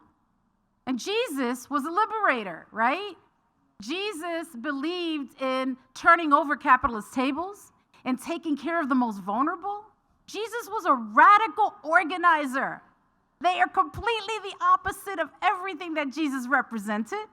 Because if Jesus were here with us today, he would be organizing to reclaim Mother Earth, to reclaim our ancestral knowledge and our traditions, and reclaim everything that is sacred to us, because what is sacred to us is what's on the chopping block right now. And even as I speak, our governor is negotiating with fossil fuel companies to make the climate law that we helped pass as founders of New York Renews, which is a coalition of almost 350 people across the state, to weaken that legislation. So we're doing the work. Those of us who come from struggle, we're doing the work. We have creativity, and we are literally working so hard in the midst of personally having to hold all of the things that come from being Black, Indigenous, and people of color. In the middle of all that, we also have to take care of this existential threat that was hoisted on us by the people who did all those things to us, right? The descendants of people who did all those things. And then when we have success, when we benefit, by passing this legislation, they start whittling it, they start taking it apart. And so your responsibility is to make sure that doesn't happen. Your responsibility is to demand that whatever legislation gets implemented is bold, is courageous, it's taking our people out of harm's way. That we're looking at places like industrial sectors and using those industrial sectors that were responsible for harming us, and there are 6 of them in New York, 6 significant maritime industrial sectors, right? Areas, and that they start building for climate adaptation, mitigation, and resilience. That we start bringing in a green economy that is centered on a just transition, because without that, it's just a green economy. And it's going to look like the old economy. It's going to be extractive and capitalist, and it's not going to make sure that people in our communities have access to those jobs and that we are engaged in the kind of transformation that this moment demands. And we have to not only address the climate change solutions, we need to address the relationships that we have with each other. If we are not building just relationships, if we are not engaged in self-transformation, we will not be able to survive the challenges that are on their way, that are going to be most aggressive. I always say that the biggest obstacle to addressing climate change is privilege. And I say that because you see big organizations with multi-million amounts of money, right? So much money, really wanting to speak for us, wanting to minoritize us, wanting to be contemporary missionaries, instead of sharing power, sharing resources, and understanding that this is an all-hands-on moment and that we build resistance to the impact by building with each other and centering that on racial justice and equity. So I want to thank you for inviting me to Fordham University. I'm so deeply honored. I'm thinking about my mom. You know, my mom passed away a year and a half ago, and my mom brought me here, and I remember my mom said, when I was really small, that I was going to go to college, and we didn't know how that was going to happen because we didn't have the resources. And he made it possible for me to make it through here for 4 years. And right now, what's on the chopping block is the very thing that made it possible for people like me to come to college when they're trying to gut affirmative action. And don't think that climate change is sort of this siloed thing. It is a multi-dimensional thing that is going to impact all of our lives, regardless of what your discipline is, regardless of what your rhythm is, whether you're a creative, a musician, an artist, an accountant, or a scientist, whatever it is, you will be impacted by the changing climate. So my mother loved this school. She was so, so proud. And so I want to dedicate today Kibae to my mother, Dee, because my mother made it possible for me to be the first in my family to go to college And Fordham University made it possible for me to be able to develop the skills and the voice to to talk to people. Tomorrow, I'll be at Yale Law School. Yesterday, I was invited to speak in Amsterdam, and the week before in Germany. No, I don't know how that happened. It feels kind of surreal that I am in that situation. And I'm not saying that out of conceit or arrogance. I'm saying that out of deep humility, that when you gut programs, when you gut opportunities like affirmative action, when you make it impossible for people who come from struggle to be able to come through, you make it impossible for people like me to be able to rise and do the things that we need to do for our people. I owe everything that I am and everything that I've accomplished to the Black community. Black people made it possible for us to be able to have access to these resources. And so I'm pro-Black. Everything is centered on racial justice and equity, and I want to say that to anybody who may have questions, all right? And I think that when we do that, when we recognize who opened the door so that we could come through, that we don't close the door. We leave it open and we fight for a future for other generations. So muchas gracias. Happy to be in community with you and to engage in this conversation. Ashe.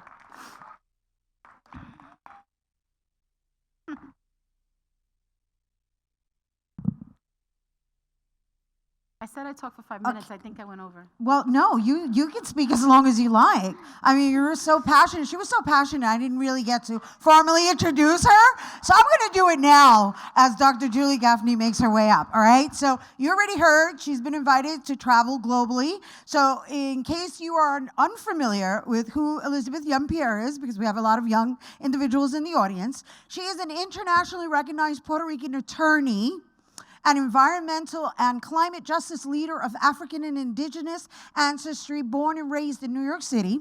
She is a national leader in climate justice movement. She is the co-chair of the Climate Justice Alliance. She is also the executive director of Uprose, Brooklyn's oldest Latino community-based organization.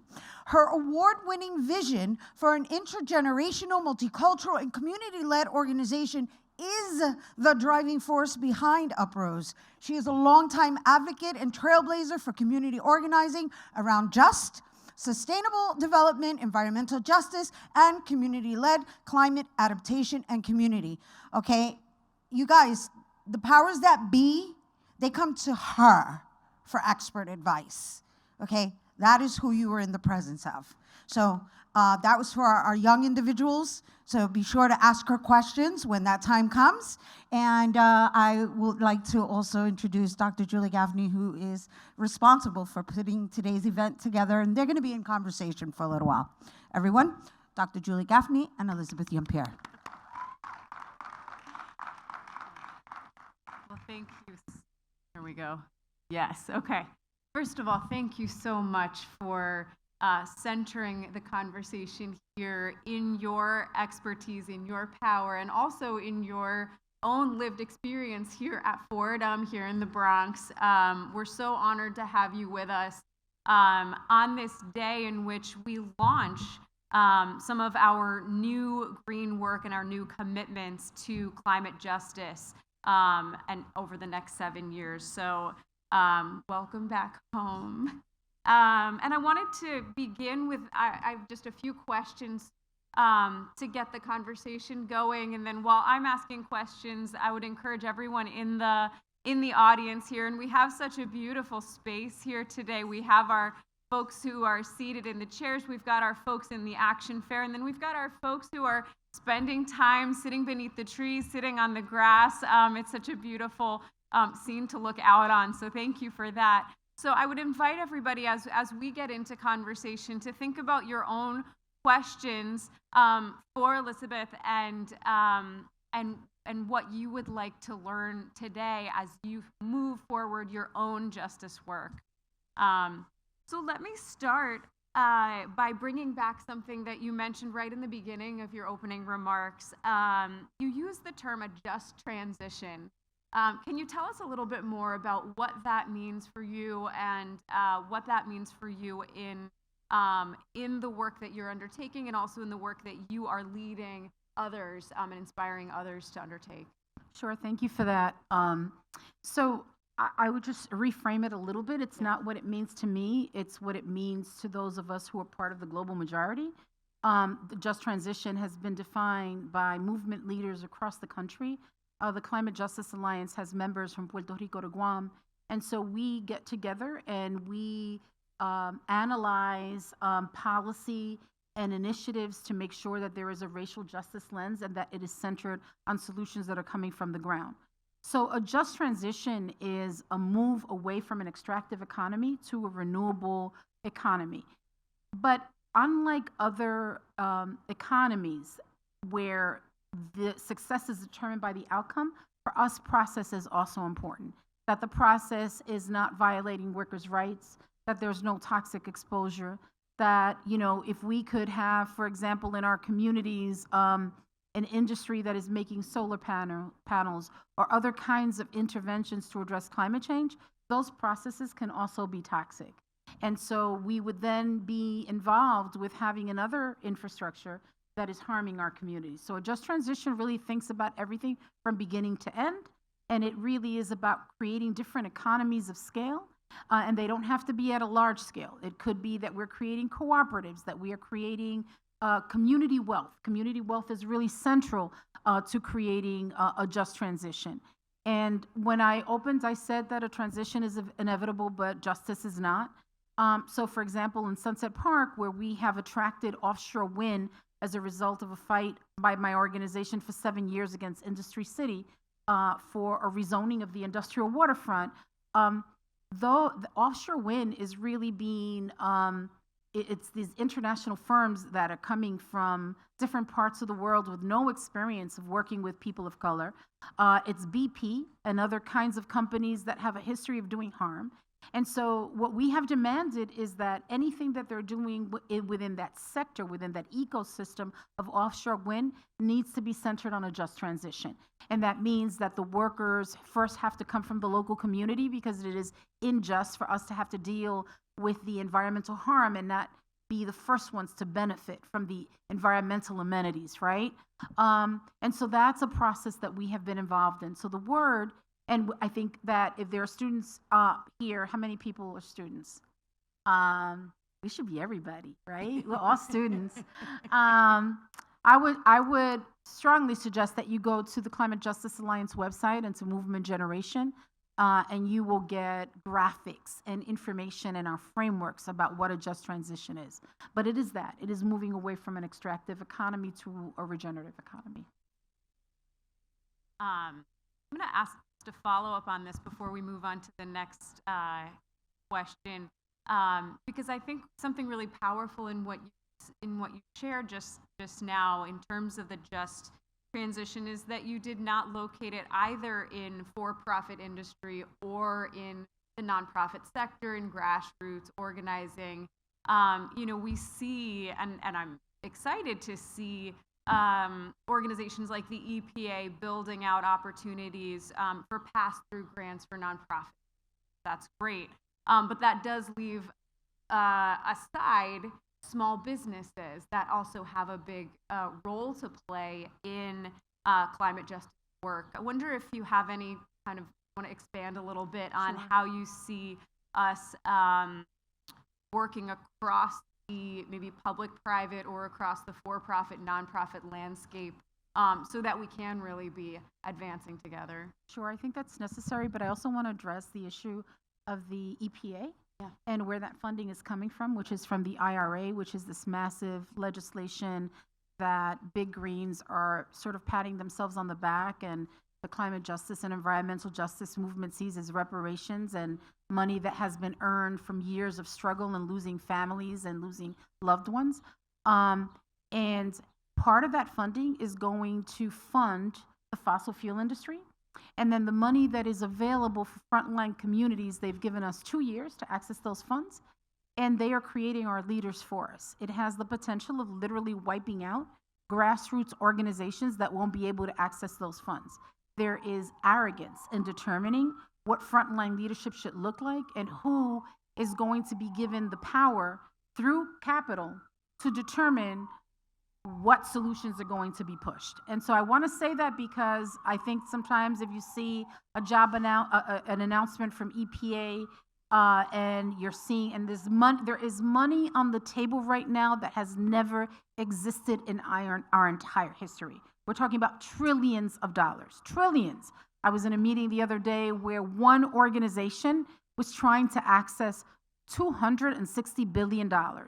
And I remember getting off the call, lighting a candle, burning some sage, crying and saying, oh my God, they're going to kill us. We are creating new opportunists. We are making it possible for a whole bunch of people who've never had access to that kind of capital to become a replica of what got us to where we are right now. And I didn't know at that moment how we were going to be able to get around that, because the threat is coming not just from the right, it's coming from neoliberals, and it's coming from people who want all of that capital and become power brokers in our community. The bottom line is that the answers, the solutions are on the ground in community, that literally, we have this tendency sometimes to think that the smartest people in the room, and I've been in a lot of rooms, right? I've served as chair of the NEJAC, the National Environmental Justice Advisory Council. I served on the National Institute of Environmental Health Sciences Advisory Council. I've been on a lot of places with a lot of people with a lot of degrees. And I can tell you that the answers are not in the ivory towers. I can tell you that the sharpest crayon in the box doesn't necessarily have a degree, that it could be somebody like my abuela who didn't know how to read and didn't know how to write, but was brilliant and navigated her way through all kinds of systems that have been created to destroy her. And so we need to be able to listen to people on the ground. And the smart person, the educated person, knows how to take the disciplines that they have, the formal education that they have, and break that down and make it accessible and digestible so that people in the ground can run with it. Because climate change isn't going to come for everybody. It's going to come to the people on the ground. And so we need to be able to use that education to share information, to break it down, and to build the kind of relationships that we need. So you mentioned small businesses. And so for us in Sunset Park, what we're doing is we've mapped all of the rooftops. We've created a plan to decarbonize the entire neighborhood of 130,000 people. And we focus on 4 things. One is renewable energy, food sovereignty, drinkable water, and wellness. Those are the things that people in our community have told us are important. And in doing that, we have had to think about what can we do with small businesses. So we've done a few things. One is we met with about 90 auto salvaging shops, and we created a plan, and you can access this on our website. There should be an app where you can access best practices for auto salvaging shops so that auto salvaging shops could become climate adaptable. And the reason we did that is that auto salvaging shops are always below the radar. They have chemicals. Sometimes they're exposed to all these chemicals and they don't even know. They know how to fix cars, but they don't know about the toxicity of the things that they're using. And usually these are mom and pop shops, and they themselves are exposed to this stuff. They're not just exposing the consumer and their neighbors, but they themselves. And so environmentalists would want to shut them down. I know that they would. I've seen the e-blasts. But these are people who are working class in our community, and we don't throw away our people. And so what we did was we came up with best practices, working with them so that they can integrate them, so that they will be able to don't have projectiles, don't have toxic exposure, know which chemicals heat up if there's an extreme heat, what kinds of interventions they need in their place of work so that they can thrive economically. And then with other businesses, what we've done is we are negotiating a relationship with a big landowner so that they can give up their rooftops, and we can put down solar on top of those rooftops, and those small businesses can then access renewable energy at a lower cost, because in New York City, there's no site control. You don't own the property, and so the renewable energy has to come from somewhere. So we're being really creative, and we've thought about how do you finance it? Where do the resources come from? What does it look like? How do we make sure that all of our small businesses, who many of which were wiped out as a result of COVID, and that are struggling at a lot of different levels, have access to renewable energy through that partnership. And that's a private business, and we've identified quite a few of them. And so there is a place for private business to step into this and build those kinds of relationships so that small businesses don't fall by the wayside. So that I would just use those two as an example. And and so it really, remember that if you're reaching out to small businesses, that these people, they don't blink. They're working 24/7. They don't take vacations. So we had to meet with them at things like 5, 6 in the morning, late at night. We had to come in with food. We had to make it easy. And then we needed to create tools that were usable for them. And so we created this app so that if they want to know what are the best practices for making my business climate adaptable, they can access this app in a number of languages, and they could look at hundreds of best practices, right? Or they can just look at the top 10 that will help them make sure that their business thrives in the midst of disruption, of climate disruption. Incredible. That's incredible. And thank you also. I think the framing too of some of these. I mean, these are huge pots of money, right? And I think the threat of a kind of a neoliberal overlord, for lack of a better term, is real. So I think that's really well taken, and an important note as we sit here in this setting, frankly, as we're thinking about how do we build those structures for pass-through that are ethical, that are sustainable, that are asset-based, that are reciprocal. So I want to ask a question that might sound really simple. It's a term we've been using for the last few hours today, but that I think is really worth exploring more, and that is climate justice. So we've talked about social justice, environmental justice. What is climate justice? So I'm happy to answer that, but I also want to address something that you raised about being here at Fordham University, right? And I think that right now there is a lot of money being invested in what we call false solutions, which are tech fixes, green hydrogen, carbon sequestration, literally tech solutions that are being pushed by the fossil fuel industry. And this state and the country has invested millions and millions and millions and is investing a lot of resources in an industry that will turn our communities into sacrifice zones. And so when we criticize it and when we say no, what they try to do is make us seem like we're not practical, that we are sort of this fringe group of people who says no to everything. And we're saying yes to things. We're saying yes to legislation that provides resources so that we can take our people out of harm's way. We're saying yes to the green economy and solutions that are local that provide food safety. You know, Hunts Point, the food almost went under from Superstorm Sandy. So we need to have other points of access to food, and Sunset Park, with its industrial waterfront, can actually develop relationships with economically depressed upstate farmers. And so we can bring in the food through refrigerated barges, stimulate both economies, and make it possible to build relationships between a population of people who doesn't feel us, right, but is economically depressed, and a population of people that need access to that food so that we could create food sovereignty. There are solutions that we have. They're all not just aspirational, they're operational. So I want to say that when you hear about these false solutions that make it seem like we don't understand the science, we are the organizers, the engineers, the scientists. We are the descendants of the civil rights movement. We went to school and we came back. We know how to do this stuff. And so I want to say that to you because before we make a decision about policy, before we make a decision about a scientific intervention, we do our research and we do our due diligence to make sure that this is something that is going to serve the front line. And when we're talking about the front line, who are we talking about, right? We're talking about the people who are most vulnerable to extreme weather events.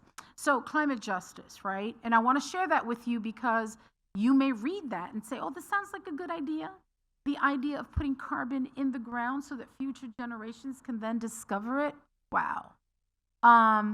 Or untested methodologies like green hydrogen. And the press and the media, the amount of investment to try to play us and give us the impression that these are solutions is unbelievable. I was in a debate with this guy, the green hydrogen guy, on Rolling Stone magazine, and they had to edit it so bad.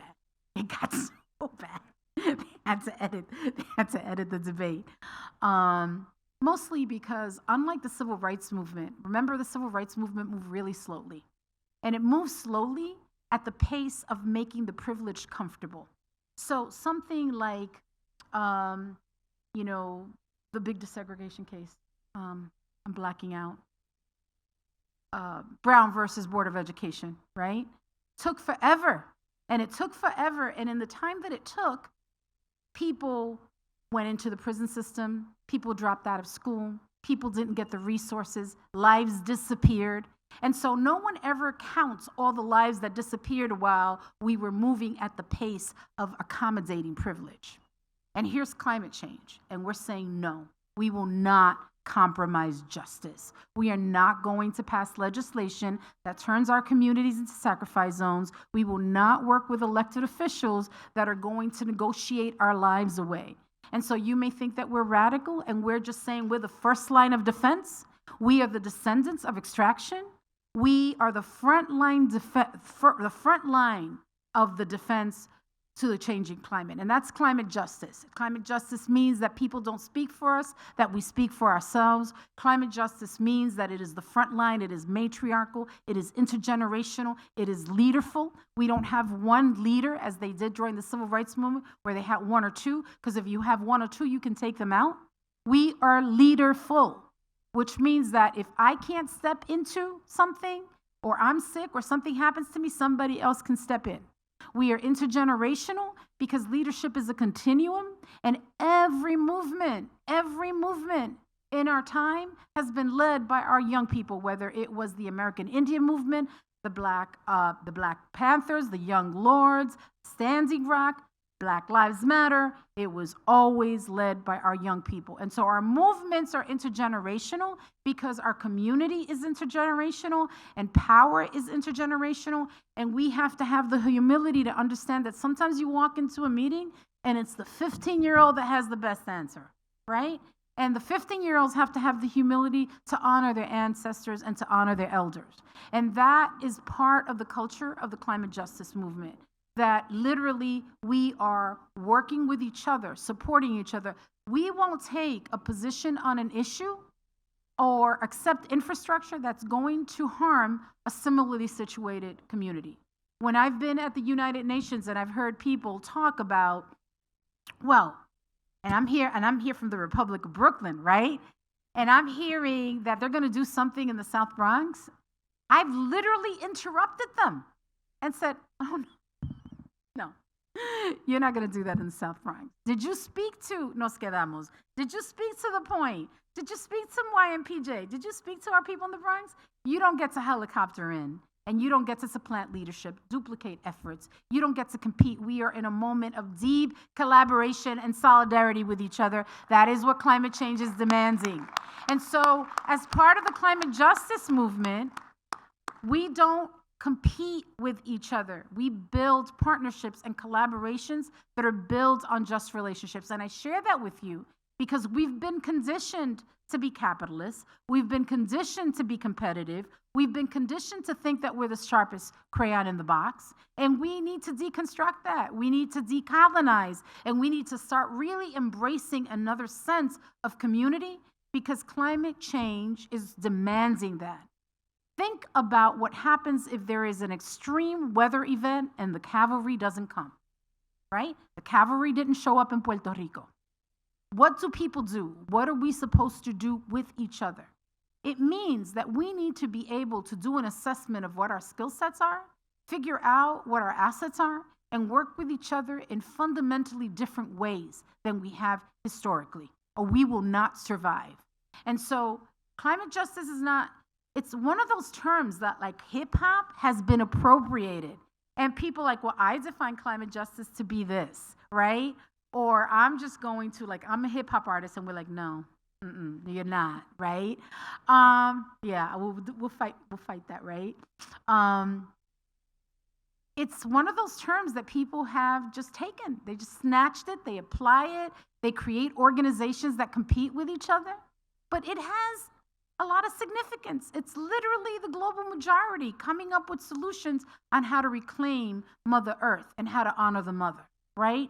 And so it's important that you understand that, because it is so cool and sexy to say, yeah, I'm a climate justice activist, and I just created an organization, this happened, to compete with the Climate Justice Alliance. And I'm like, but why?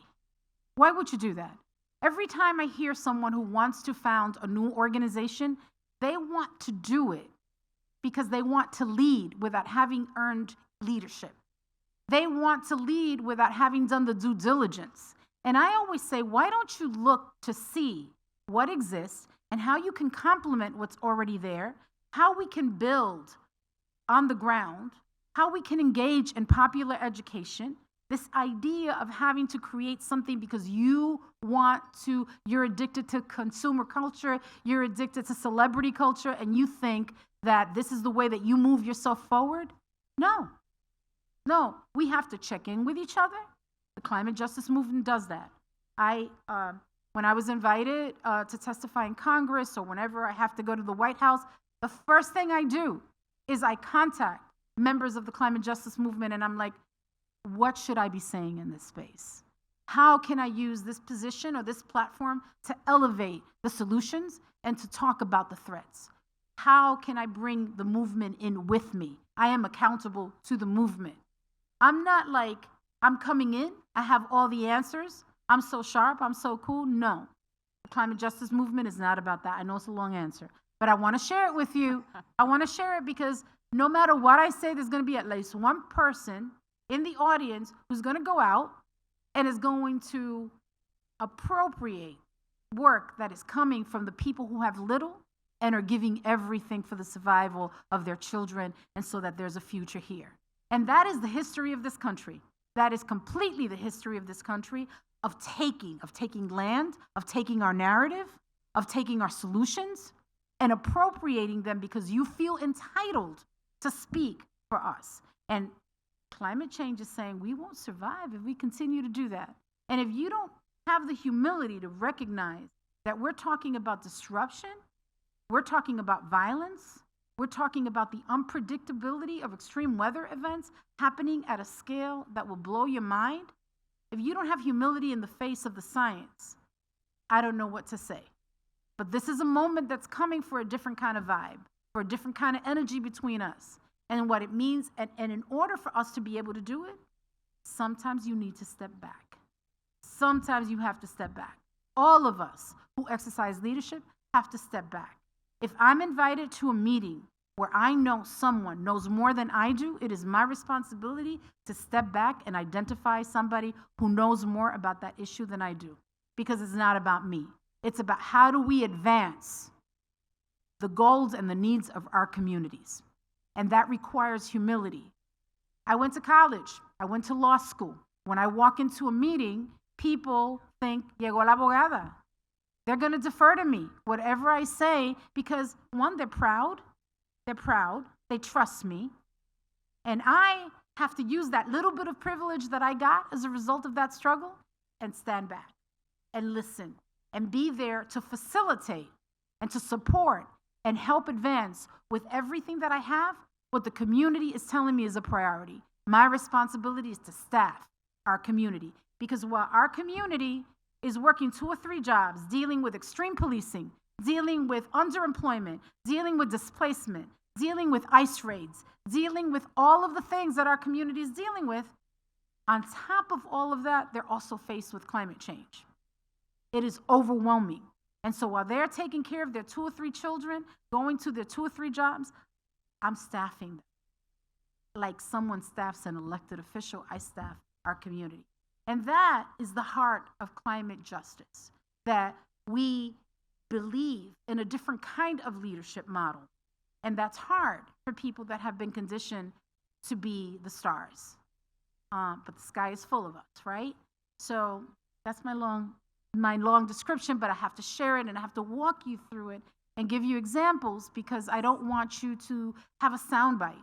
I don't want you to think it is literally the frontline response to a legacy of extraction, because we believe that climate change is the angry child of colonialism, of enslavement and extraction. It's basically the planet saying, I'm done, you know, so. You know, your comments on leadership bring to mind an anecdote I heard recently, which is that there are two kinds of leaders. There's the kind of leader who walks into a room and says, "Here I am." And then there's the kind of leader who walks into a room and says, "There you are." And that, I think, is the kind of leader that you are, but also that you're inspiring us to be. So I really take it to heart. And I want to say, too, something that really struck me from your opening remarks that I think fits here so well, too, is the idea that climate change is not conventional. And so we can't work within convention. We can't work within the slow and sort of stilted or delay that might make the privileged comfortable, right? But there is a role for privilege. Yes. And there is a role for allyship. Yes. And so I don't want people to think, oh, they want to handle it. No, this is an all hands on deck moment. And if you've got privilege, you need to learn how to use that so that it supports the work of the front line. Go on. No, that's the actually perfect segue into my next question, which is, I know you've worked with Pope Francis before. I know you were down there in D.C. at his climate justice rally. I didn't work with him. I can't overrepresent. I was one of the opening speakers when the Pope came to D.C. on the big lawn. Yes. Yeah. And one of the things that he has said is the time is now. That we are in a historical moment that offers not only an opportunity but an imperative.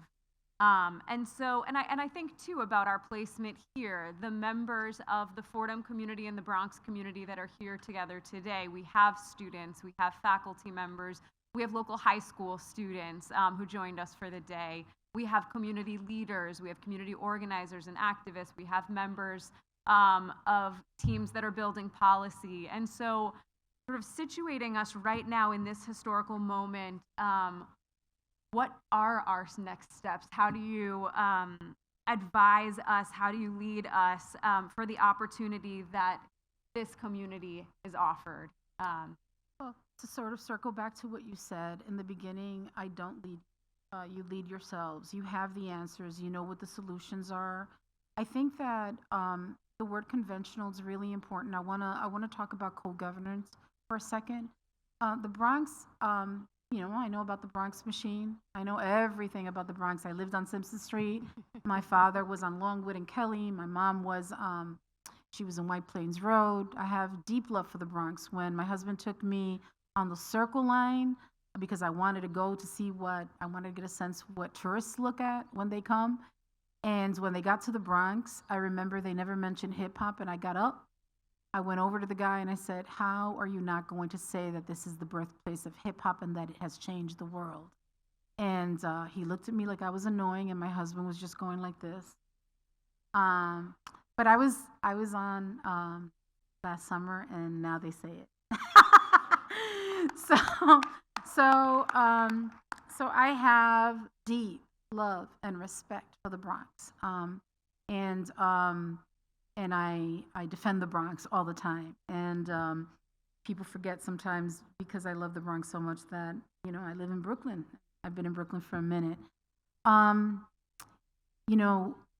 want to talk about co-governance because it has been such a problem in the Bronx, where you've got elected officials who run on the narrative of the grassroots, and then the minute they start ribbon cutting, they transform into something else.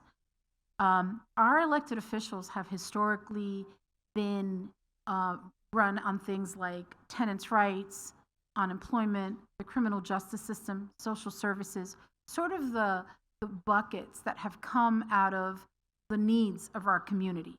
And the time that we're living in is requiring that they understand things like energy, democracy, that they understand infrastructure, that they understand a whole lot of things that were not part of their development, right? And the lobbyists, the big greens, the fossil fuel company often has their ear because they are in Albany, they've got resources, and they're on them all the time like white on rice, right?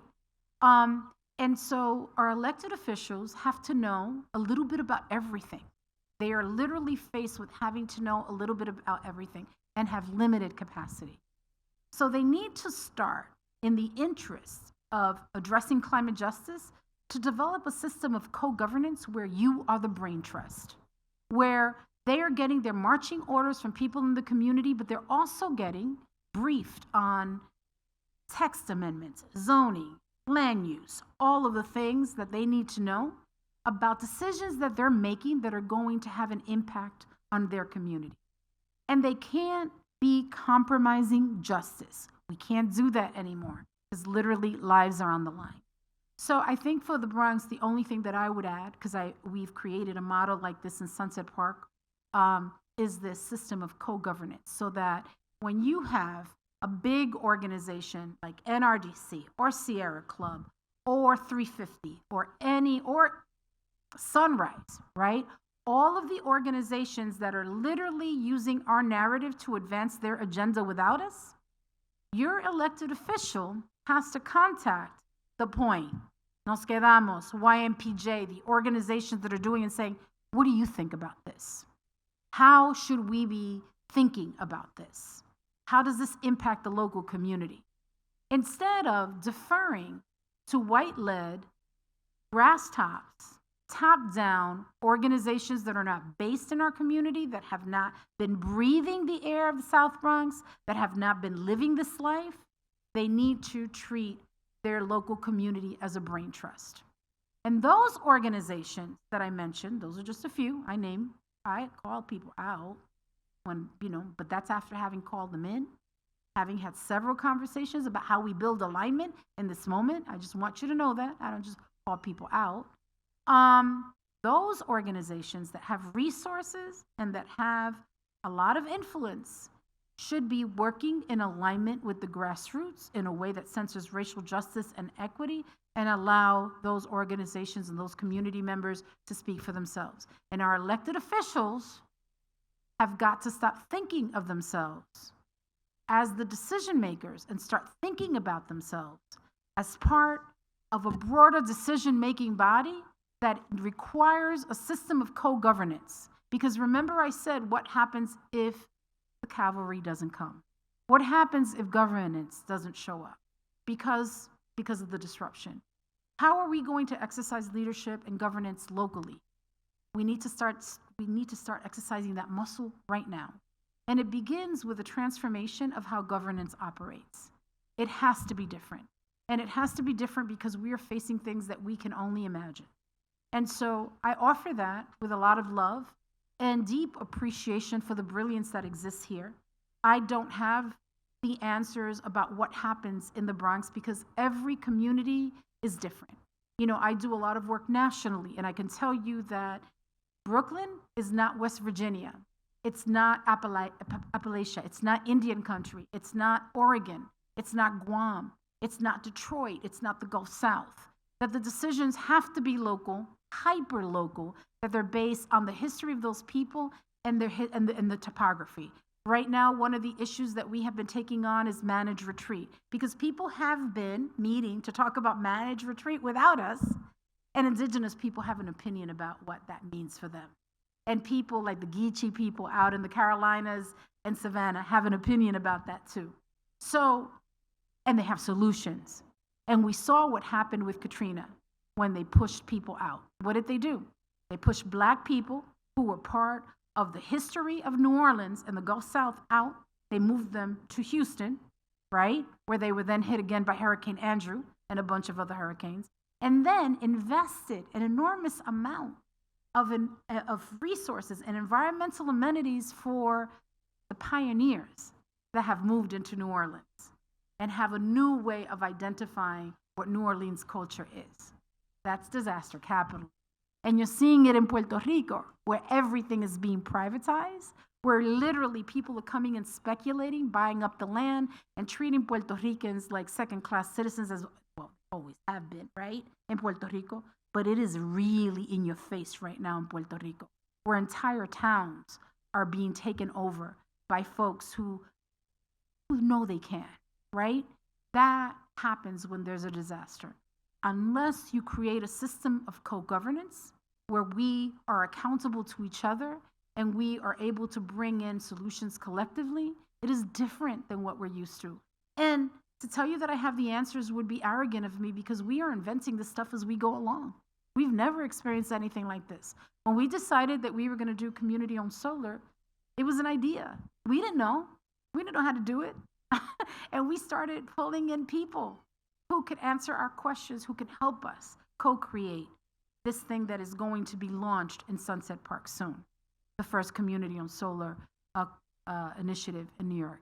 So, but we didn't know when we started. We just had an idea. And the fact that you don't know shouldn't stop you from imagining it and from bringing people together to manifest it.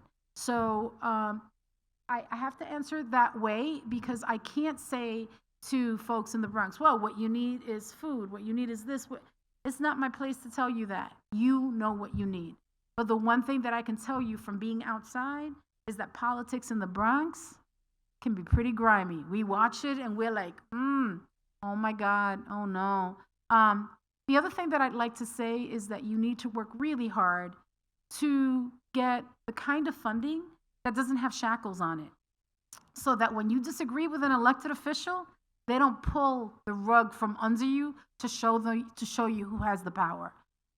They do that, and we have worked really hard to make sure that if they take a grant for us, we're like, okay, it's good, take it. We're coming for you anyway. Because that is one of the ways that elected officials have kept hold and control over the ability of so many non-profits in this part of the city from stepping up into justice. And that is abusive. That is really abusive. So, these are uncomfortable things. These are messy things to talk about, but we have inherited mess. And so we have to have messy conversations if we're going to create the kind of relationships that we need in order to survive and thrive in the midst of disruption. A phrase I borrow sometimes from Loretta Ross is that we've moved into a house with faulty plumbing, which I really like. So if I could ask, I'm going to ask one more, and then I'd love to open it up to members of the audience for their own questions. If we think particularly about the community university partnership and the opportunities and challenges of that kind of a structure, and particularly in this work, right? Part of the reason for today's event is the launch of a 7-year action plan to transform the way that we do our teaching, our learning, our research, our day-to-day practices, the way we approach infrastructure here at Fordham around superior sustainability, environmental justice, and climate justice. And we feel, we know that work has to be led first by the community leaders, right? That's not something we can come up with here on this admittedly very pretty campus. And so, I think for us that this is this gathering is a step in that direction, but it's a first step. I wonder if you have any advice, any wisdom, anything you'd like to share with us on that kind of a partnership. It is a first and exciting step. I mean, you really should feel like you're congratulating yourself. This is so important. I am so excited and so happy that you're doing this. This is pretty badass. You should clap for yourselves. This is pretty amazing. The one thing that I would say is that this is a really important pivot from how a university engages in education, and so cool. Some of the challenges that we see in university partnerships with community is that often you've got someone who feels a professor who feels a passion about something, and thinks they have the answers. They've been writing books, they've been writing articles, they know their stuff. And they apply for funding. And then the community is brought in to get a percentage of that funding, but it is the community whose brain is being picked. It is the community that is shaping and informing that piece. And we're saying that that can't happen anymore, that you have to share the resources, that if what you're writing is based on what you learned from the community, you have to share resources. We understand the role of academics, right? They have an opportunity to lift the local narrative. They have an opportunity to put pressure on folks to help shape policy, but they're not doing that by themselves. And so the idea that you partner with a community group because the application says you need to check the EJ box is extractive. That is a form of extraction. I don't allow my brain to be picked anymore. That hurts, it literally, physically hurts. And people will try to say, oh, you get to have your name in this book, you get to they come with the carrot. And I'm like, no, I'm good with that. I am good with that. The idea that you create a deep collaboration that is respectful, where there is equity, is really important. And if you don't do that, what happens is the community disengages, or they become passive recipients of your good intentions. And if your goal is to do that, if your goal is led by ambition, hunger, and ego, you will not be able to engage in the kind of deep transformation that is possible and that this project can give birth to. You can become the model of what a university does to create the kind of relationships that are necessary for this community, for this ecosystem. And so that means sharing resources, it means sharing power, it means that sometimes you're not the expert in the room and you need to be able to give credit to people in the community that are advising you and guiding you. It means that we, people of color, are not a backdrop to an agenda led by the university, that we are not window dressing. It means that decision making is integral, and that it goes across the board. It means being honest about what you can and can't do to the community, saying, hey, I really want to be able to do that, but I'm unable to do it because of this reason. People in the community understand. It's how you build trust, right? And so I think that that's what I would say. There are universities in New York that I will not work with at all, at all. It's just that their culture of practice is completely contrary to everything that we believe in, like Columbia University. Put it up. I'm sorry, I have not, I know, just threw them under the bus, because they are hierarchical, and their culture of practice is not one that serves us. They want to study us. They want to use us so that they can create a body of work. Whereas Pratt, for example, we work with Pratt often. We even work with Yale, surprisingly, right? We've educated them about the Jimenez principles for democratic organizing. Last week, I had a long conversation with the folks at MIT and said, this is how you can work with us, and this would be a problem. And so we have good relationships with different universities that are working really hard to do it right. So it is possible. And some of them are doing it right because they understand that we're in a moment right now that is very different. And you can do that too. And then there are people and the institutions that you don't want to model, like university. So I'm sorry, I don't know which one of you went to Columbia. I'm sorry, I don't want to trigger you. But yeah.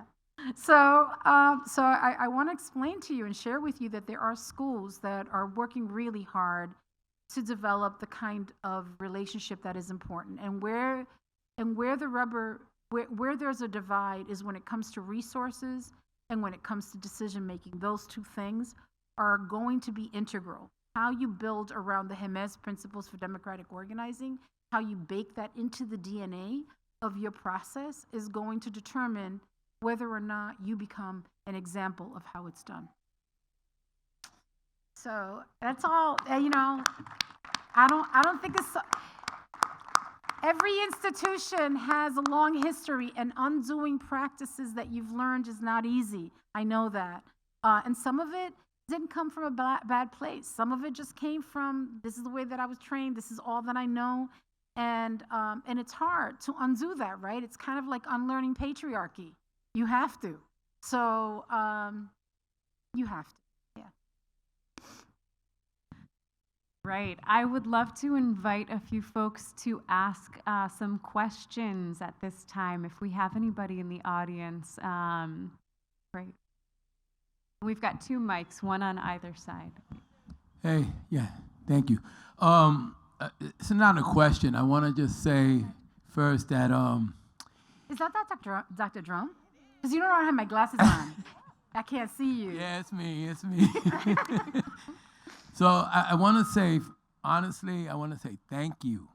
Thank you. One of the things that I think that's always been a problem, especially for me, being born and raised in the Bronx, and and also serving my community in New York through culture, through my bomba music. There's this systemic silence that I'm constantly, I'm sitting, I'm listening to people talk that I don't hear, but you really got to voice it for me. And so I want to say thank you for that, because, when we're talking about, let's say, climate justice, we cannot really deal with that. We're not talking about racial disparity, and you brought that up. And I really know that that's always been the issue for me, is that, I got a lot of great ideas, but, those people over you that can make decisions, that can help you push it through, are not listening. It's their agenda that they want, right? And so I've been going through that for a long time. But when I hear you talk, you really make me feel good, because you're that voice that I want to hear. And I have to say that, because thank you so much. Thank you. So Dr. Drum, I just want to say, because I forgot to talk about the role of the creatives in this movement, that we have to embrace joy. We have to honor our ancestors, and we do that through the drums. And we are descendants of the diaspora. My mom used to say to me when I was a little kid, she said, okay, you were born a little melanin challenge, but you got some relatives in North Carolina. And it was my mama's way of teaching me that we had power, that we had numbers, that we were global. And we played bata in my house, right? And you bring that into all of our community spaces.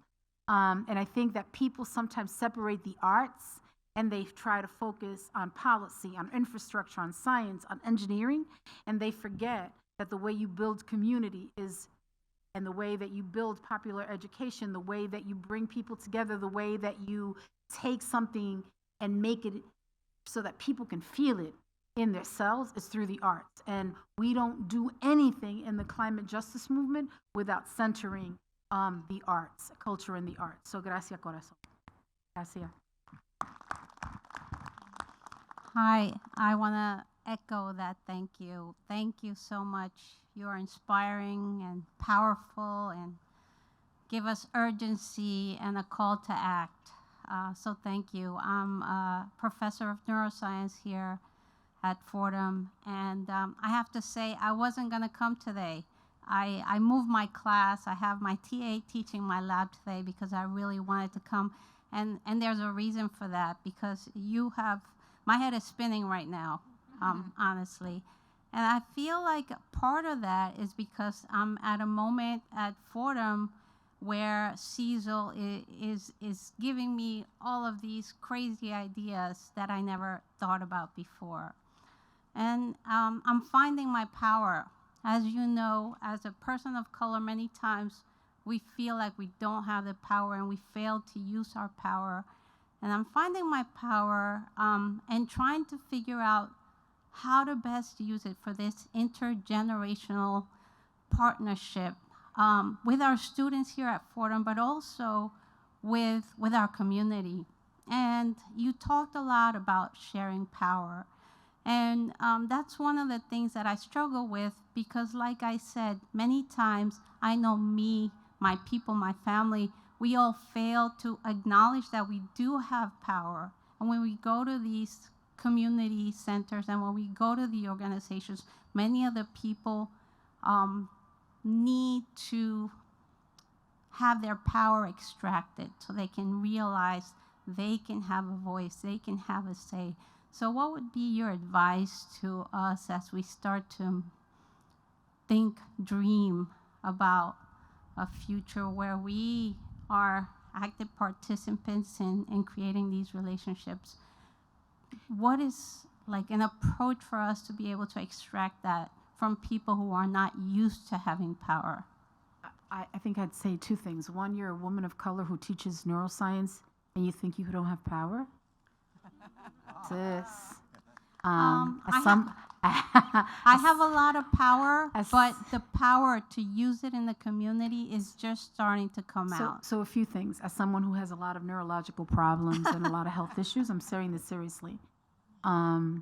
Doctors and the students that are coming through and are taking your classes and are going to medical school, the entire medical profession is unprepared for extreme weather events and for the disruption from climate change. They're completely unprepared. They have not figured out how to integrate a climate lens into the work. That is something that if that happened here, is just not happening. We are now just beginning to get doctors to start thinking about it.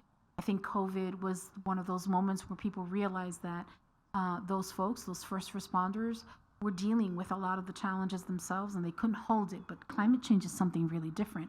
And what we're going to be experiencing is extreme heat more than anything else. I mean, people often think of sea level rise because that is visually sexy, right? And you could see it and you could see the water going up, but what's going to take our people out? Remember who we are. We are people who have asthma, upper respiratory disease, diabetes. We have all of the health disparities that come from generational abuse. And then on top of that, we're dealing with stress every single day of our lives because that's what racism does to you, right? Mm-hmm. So it affects our nerves, right?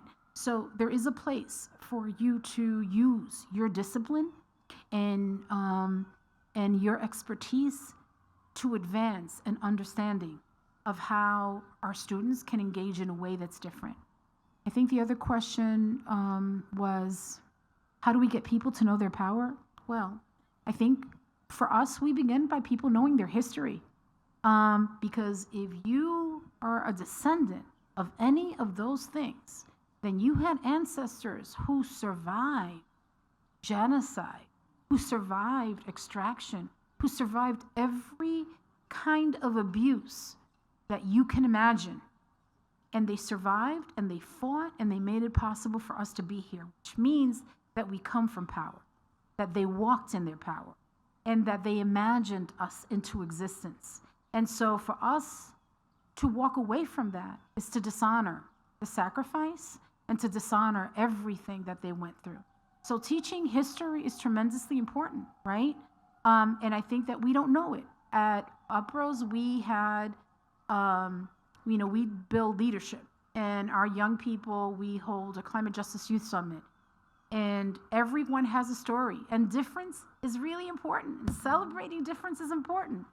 And making sure that everybody is at the table is tremendously important. And everyone has a different story. But the one thing that ties us together is that we come from struggle. And so history and grounding. And I'm not talking about some history. I'm talking about the real stuff, right? About who we are. So we come from that. And so we are that. So I would say those two things. Thank you.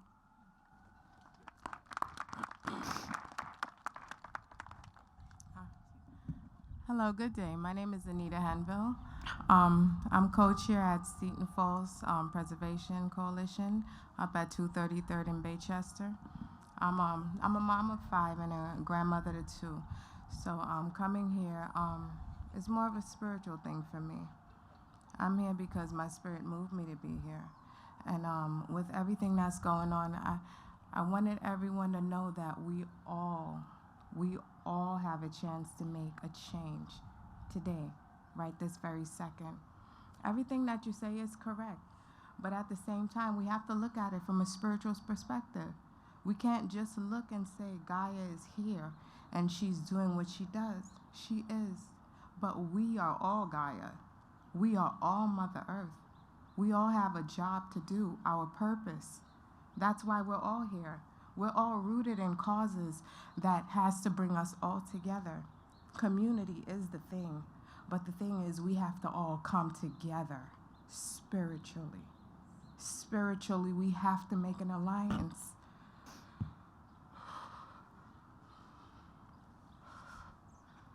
We have to make an alliance so that we can work together, so that the Spirit can work for us. We don't have a hard battle. The battle is already won. All we have to do is bring our spirits together. Granted, while we're here,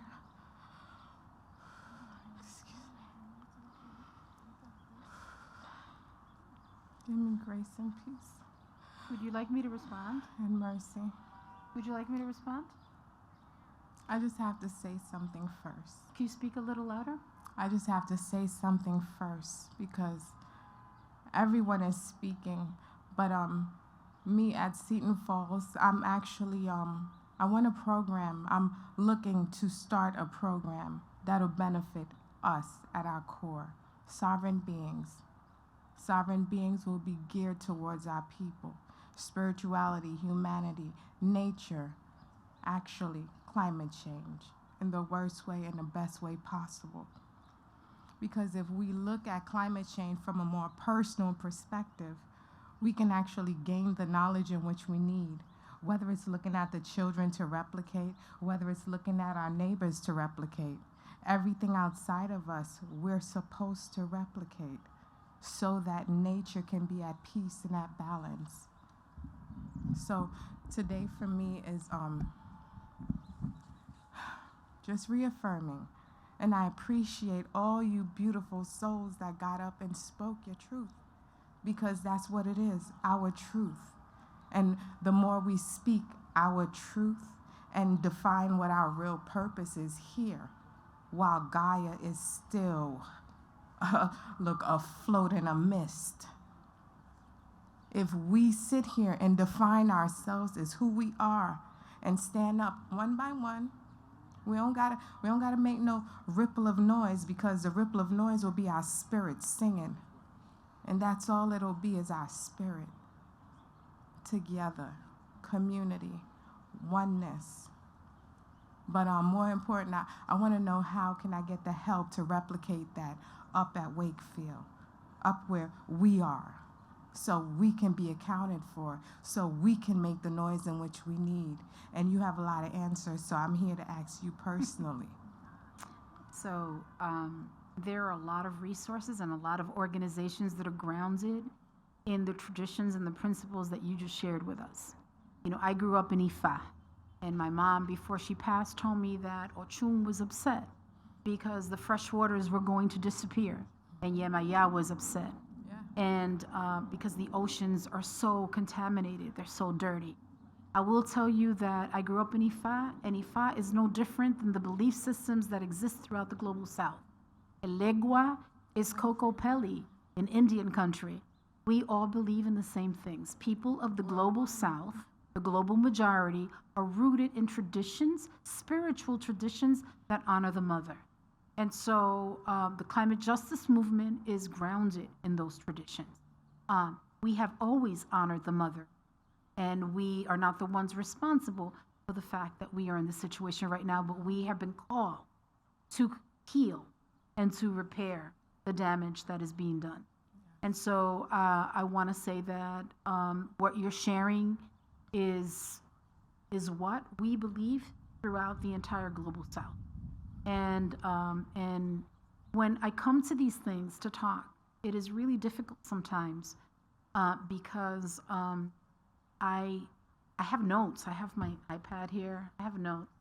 But mostly what I want to do is a reading of the space. I want to find out where people's energy is. If I can't transform hearts and minds, if I can't connect to your spirit, I feel like I fail. If you walk out of here and you don't remember anything that I said, because a lot of people in the climate movement will come in and they'll come in with their agenda and their 3 points, and they will make those points. What I want in terms of my own agenda is I want us to literally transform the landscape. I want us to take ownership. I want us to work with each other in fundamentally different ways. I want us to make sure that we are on a path to reclaim the future for our children. And that's deeply spiritual. And so, so thank you so much for sharing that. In terms of resources, I would advise that you go to the Climate Justice Alliance and look on the website. I work for UPROS, but I'm the co-chair of CJA. And the reason I mention CJA is because we have so many members across the country, and then we work with formations in the Global South, all centered in the spirituality and traditions that you shared with us. And there's no reason for you to start from scratch because the tools are already there and you can use them. They're there for you to use. The frameworks are there for you to use. Thank you. Ashe. Peace and love unto you. Peace and love unto you all. Also as a grandmother, yes. As a grandmother, this is such important work. And I wanted to say to you, my mother came from Brooklyn, and she had a 10th grade education, and I'm an alumna of this university. Now that's the background. I commend you. It was a wonderful talk, and you're obviously you're in touch with some of the powers that be, including internationally. John Kerry is one of those. He's going to be talking on Sunday with Jen Psaki, MSNBC. But I wonder what you think of Kerry. He's been in the environmental movement. And what do you think of the kind of thing that he's doing and that, the administration is trying to do? Wow, okay. So, yeah, I've met John Kerry and I've met Al Gore, and I was invited to the White House tomorrow, and I was invited by the vice president to be, and I chose to be here. And I think that one of the things that I'm asking for movement leaders to do is to boycott the COP, to create an anti-COP. Because this international gathering where people from government like John Kerry come together with the fossil fuel industry to negotiate away the lives of the global south is no longer a place where we can adjudicate our future.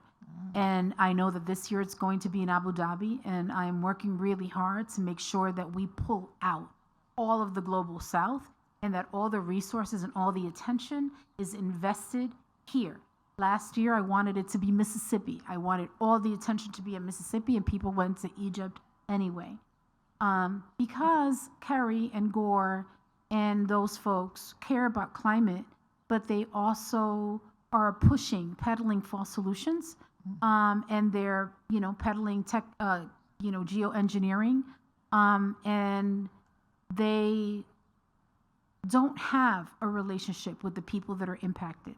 And so it's unfortunate because they have the opportunity to start to use that platform to put resources, to move resources into our communities. But the fossil fuel company has a lot of power. It has an enormous amount of power. My mom used to say to me, "No tapes el cielo con la mano." Don't cover the sky with your hand. And that was a way of my mom telling me, see things for what they are and name them. And so, so unfortunately, they're pretty old school. They're pretty dated in the way that they're thinking about how we create a path to climate justice. So I guess that would be my answer.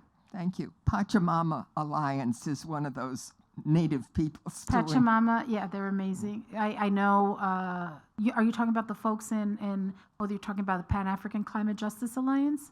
No, Pachamama Alliance is started in Brazil. Oh, in Brazil. Yeah. They're So I good too. had an opportunity to be on a panel in Brazil, and my problem with the way that climate justice is being framed in Brazil is that they focus on indigeneity and they don't talk about blackness. And so when they were talking about racial justice, they sort of framed it as a U.S. problem. I don't say America because it's 35 countries, I say the U.S. So as a U.S. problem. But we've got all of these black people in the favelas. We've got all of these people who came through the mid-Atlantic trade in the prison system suffering in Brazil, but they have fetishized indigeneity, and they are making indigeneity as the center. And there's a young woman at Uprose who says that Black people are displaced indigenous people. She's not wrong about that. But I want us to be clear that we need to talk about both. And so while I agree with the Pachamama, I have to say that we can't talk about indigeneity and not talk about Blackness and how it shows up in stuff. Thank you very much.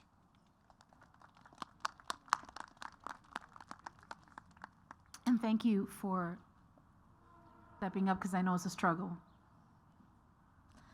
Hi, my name is Jessica. I was going to talk about something else, but because you just mentioned pulling out from COP, I just wanted to speak to that a little bit. I was able to go to the sort of side COP, anti-COP in Santiago the year that it was supposed to be in Santiago, and then was moved because of the uprisings in Chile. And it was just such a cool moment because there was this opportunity for like reforming democracy in Chile at the time. So it's very cool that that's sort of a move that CJA is making now. I don't know that they are. I'm trying to convince them. That's a move within CJA to happen. That's what I'm trying to do. No. All for that though. What I was also going to say is that I really appreciated the attention and sort of specificity around like what a just transition and climate justice means about being anti-extractive as a whole and towards a regenerative economy. I'm a climate scientist, and so a lot of my peers are really into the false solutions that you mentioned, but I'm also a part of an organization that works with communities around the world, including indigenous communities who are fighting like lithium mining for electric vehicle batteries as the electric vehicle industry just like explodes. And so that's been kind of a hard conversation to have in a lot of spaces. So I was wondering if you could speak a little bit more to how you are navigating the conversation and bringing it into sort of more of the mainstream climate spaces, if that is happening, and how that's going. It is a hard conversation because we're trying to decommission peaker plants. And for folks that don't know, peaker plants are those power plants that operate when demand is highest in New York City, and they drop tons of PM 2.5 and NOx and SOx into our lungs, and they only exist in our communities and serve other communities. And so we are trying through the CLCPA to decommission them. And so the alternative is getting battery storage, right? So that people will have access to energy. And so it is a really hard conversation, and I think a lot of people are thinking about it within the context of this being a temporary measure as we come up with new technologies that move us away completely from extraction. So it's not clean, right? It's not, you're right. But it presents morally for us a lot of challenges, and then practically we then need to figure out what does it look like? How do we make sure that we replace a more toxic facility with one that is less toxic, right? And so it's gradations, right? It's like this one drops all this one doesn't, but it's still extractive. That's kind of where we are now, to be honest. Thank you.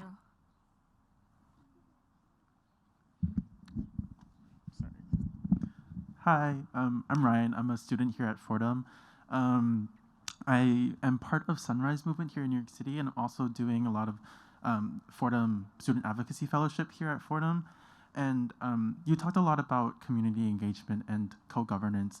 And I wanted to hear more about what you think or how allyship and co-governance can play into climate justice and stuff like that. Because I know you mentioned earlier that Sunrise is one of the problematic movements, which I am aware of. So I guess my question specifically is, what do you think movements like Sunrise Movement, which is predominantly white and middle class, and institutions like Fordham. I'm so happy to share. Yeah, can talk about climate justice in local communities without using people of color as like a backdrop, like you mentioned earlier. All right, so I'm going to share with you the conversations I had with the national leadership of Sunrise. And what we said to them was that they are necessary, that their passion their anger, their resistance is necessary. But what they did was a few things. They helicoptered into all of our communities all over the country. They helicoptered into communities that are already holding and doing the work. And that's easy. It's easy for you to get press and attention if you're coming in and you're appropriating the work led by the people who've been living there. They did it in Seattle. They did it in Oregon. They did it in the Bronx. They did it everywhere. What we asked them to do was to do a landscape and to map the country to places where there wasn't any climate consciousness. Western Texas, other parts of the country, where there wasn't a presence of young people doing that work.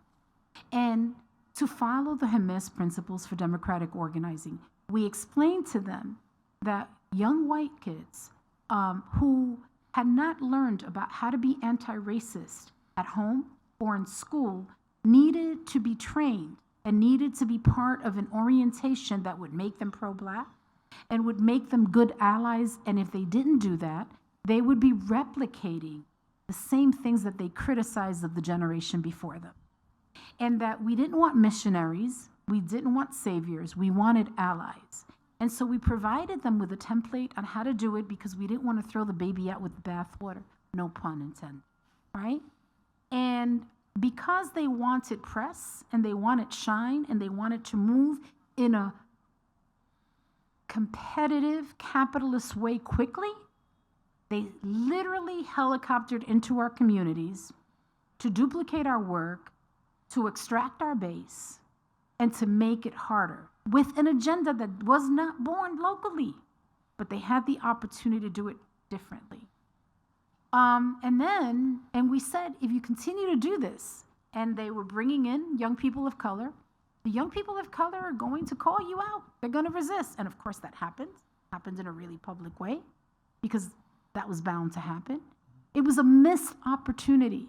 It was a missed opportunity because they created an institution that could have been radically different than all of the other big greens. And so I want to share that with you because we didn't do this publicly. We had private conversations and we said, hey, this is not the way it's done. This is not the way we're going to do it. I was literally on a panel with the head of Sunrise, who was creating a narrative that she did not live. She came from privilege. She was using our narrative. How offensive. When they descended into the Bronx, I think, in California, and I was like, oh, hell no. Went on Twitter, went crazy, right? Oh, hell no, no. Because, as I mentioned before, and then the narrative was that young people are leading the climate movement. Young people are standing up for the first time, and all of a sudden everybody had to follow Greta, right? But in the South Bronx, there have been young people who've been working on environmental justice for generations because their families can't breathe, right? And I had mentioned the Black Panthers, the Young Lords, the American Indian movement. There's even an Asian group that I can't remember their name, and I'm sorry about that. That was radical and was rolling with the Black Panthers and the Young Lords, right? In California, in Oakland, those leaders are all Asian. They are Korean, Chinese, Japanese, Vietnamese, Cambodian, and they're working on climate justice, right? And they've been doing it for generations. So our young people have been leading movements for decades. And Sunrise, by redefining itself, was erasing their history, their impact, and their presence in this formation that's called climate justice. And I was pissed. And I have to tell you that as a mother, as someone who has always believed in building intergenerational power, I was really pissed that all of a sudden, because they woke up one day and discovered climate change, all the attention had to be around them because it was a missed opportunity. We needed to build alignment with each other. So there is a path, there is a template, there is a roadmap that people who are part of Sunrise can follow so that they can add value, so that they can complement the work that we're doing, so that we're not competitive, so that we can collaborate, so that we can build with each other. And that door is still open to do that because it's necessary, because you were necessary.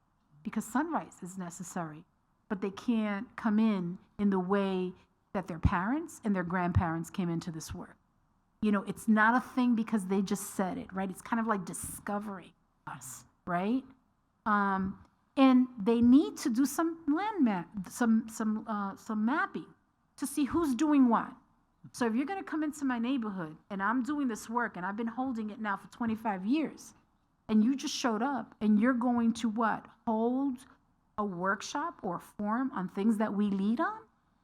Wow, that's competitive. That's extract. But if you say to us and you call and say, hey, we've got these resources and we want to be able to build with you and work with you so that we can maybe help you. What are the things that you need? Ask, what do you need? Because we're not arrogant. We'll tell you what we need. Hey, you know what? We don't have enough organizers. Maybe you could create graphics. Maybe you could do this. And we can build with each other. We are also cool with sharing credit because it can't be about one group. We look more powerful. So the door is open to build with each other in a way that is non-extractive and that is about building alignment around the things that the community determines is a priority. So I want to share that with you because you come into this, right, without knowing the politics. You came in heart first. You come in thinking, I care about the climate. I'm really concerned, and this is the organization that I know that's doing this. So you don't come in from a place of extraction saying, oh, these people are just like, no, you came in from a good place, and you landed in a place that has already created a culture of practice that is inconsistent with what we need right now. But you can change that, and you can demand that they change it. And you have all the tools at your disposal to change that. And so I would start with the Hermes Principles for Democratic Organizing, and I don't even know if I answered your question, to be honest. But I want to give you a lot of love and a lot of support, and I want you to know that that door is open. It just can't, we're just not letting in the vampire. You know, we're saying, no, this is not the way we're going to do this anymore. And I will say that those difficult conversations have ended in building relationships with organizations that have been transformative. We have been able to change a lot of organizations because they know what time it is. So it's possible. I believe that it is possible. And it starts with someone like you, you know, calling the question and saying, hey, we can't work like this anymore. You're in the Bronx. Like, people show up in the Bronx, I think it was National Wildlife, one of those big groups, and said, we're going to go and we're going to organize. And Hunts Point, I was like, but the Point does that. And they're like, we're going to do this. I'm like, yeah, but this organization does that. Did you ask them what they needed and how you could support them, right? And that's the question. What do you need? And we're happy to say, hey, we got a lot of needs. We need to base build. We need to engage in popular education. We need for our community that is struggling on a lot of different levels to feel about climate change the way the people before us felt about the civil rights movement. So we have a lot of needs, and we're happy to do it with each other. Did I answer your question? Yes, that Okay. that was amazing. I really appreciate what you gave me and taught me. I wasn't aware of about like a lot of the things that you talked about, and I think that's really helpful for what we're moving on to do in Sunrise Movement here, and I think that was really helpful for me. Thank you. Thank you. No, this is it. Hi, good afternoon, and thank you for your inspiring words. My name is Martin Carney, and we're all coming from our perspectives, so I'll share briefly my perspective. I teach religious studies over at Fordham Preparatory School and also here at the university. My brother went to Fordham Prep. Really? I went to Cathedral. He went to Fordham Prep. Oh. Anyway, go ahead. So my perspective is I teach what's called Catholic social teaching. And I was struck by how many of the principles you articulated are also found in Catholic social teaching. For example, the preferential option for poor people, this idea that needs of poor people need to come first in our world. Solidarity, this idea that your whole talk is about solidarity, about being one. When you talk about the different areas of the world and how they deal with their problems because they know them best, subsidiarity. So my question I'm leading up to is, and we're on this Jesuit campus, has the Catholic Church or Catholic social teaching been helpful to you, been instructive, been a resource in your organizing, in your work? So yes and no. And in my community, we work with St. Michael's and we work with OLPH, Our Lady of Perpetual. It's a basilica in Brooklyn. And I think that we've met with some radical priests that I think honor Jesus' teachings, and they've been working with us on climate justice. We also work with Trinity Lutheran Church. We work with these faith-based institutions because that's where our community is. That's where hope lives. And I think that these particular priests and pastors really understand how important it is. And I also think the Pope gave them permission. I feel like once the Pope came out on climate change, that all of a sudden the Catholic Church was like, oh. And I think it just removed any barriers that they had to addressing it. So it's made it a little easier. I can say that the diocese, I can never say that word, is a little more conventional, old school and dated, and political, hyper political. So I think that our ability to be able to build within the Catholic Church has been through our local parishes. Okay. Yeah. Good. Thank you very But much. thank you for sharing that. Yep. Hi. I just want to say I'm so inspired by your work and everything you've been saying today, so thank you so much. My question is about coalition building, which, as you said, is very important. So what are some of the challenges and joys of building a coalition like at Climate Justice Alliance? And what are some other coalitions that are doing the work that you admire? So we belong to a lot of them. We belong to Grassroots Global Justice Alliance, the Climate Justice Alliance, New York City Environmental Justice Alliance, the Peak Coalition, the Last Mile Coalition that we created because Amazon and similar e-commerce businesses are bringing so many trucks through our community. I think that being in coalitions is hard, it's super hard. And that you need to have some principles of unity before you begin. I think that there is a way of doing an end run around members with funding so that if you have a group that is struggling, someone will come in to purchase them with the $25,000 grant. And you can't judge it because people are struggling and they need the funds. We've seen that happen where people have tried to divide our coalitions by offering them money when their intentions harm our communities. And our communities and our members have accepted it without knowing about the harm. So I think transparency, accountability, and a set of principles that we adhere ourselves to is really important and at the heart of having a strong coalition. There are lots of challenges, and they are different in different places, right? I talked about the politics in the Bronx, right? So it's like that in different parts of the country where some folks are able to bring people together. And remember, it also looks different. In a densely urban community, people can come together because they can get on the train, they can get on the bus, they can walk there. But if you're talking about a rural community or you're talking about, mountaintop community, organizing becomes even more challenging. So organizing is very local, and it's the community that determines what those principles are, but you need them. You need something that we can hold ourselves accountable to. Thank you. I'm gonna have to put the blanket on me because I'm freezing.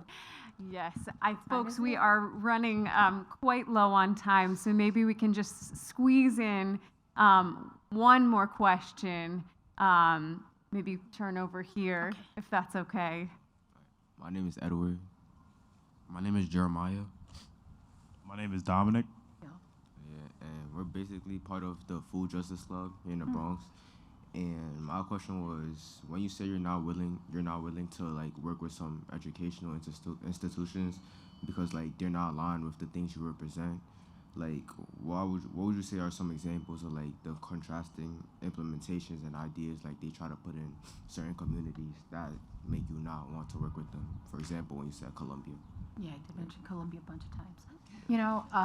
I think that's a really good question because I gave a talk a few years ago, and someone asked me, would you talk to climate deniers? And I said no.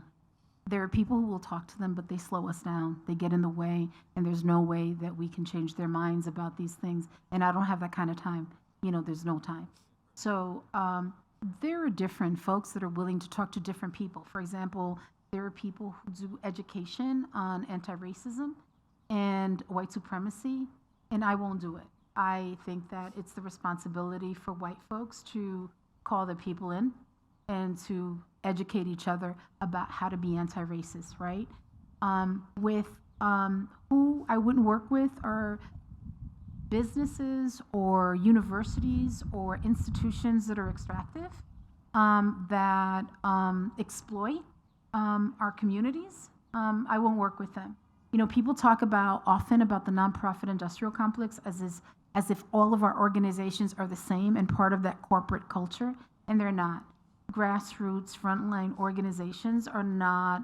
We have a different set of principles and a different way of honoring our folks that is consistent with our values, right? So there are those people in our work that seem to be able to work with all kinds of people, and God bless them. I'm not that person. I'm being honest. I know my limitations, and being in a leaderful community, part of it, the humility is understanding what your limitations are, what you can and can't do. And it's not that I'm better than them, it's just that I'm different than them. I have a different kind of energy.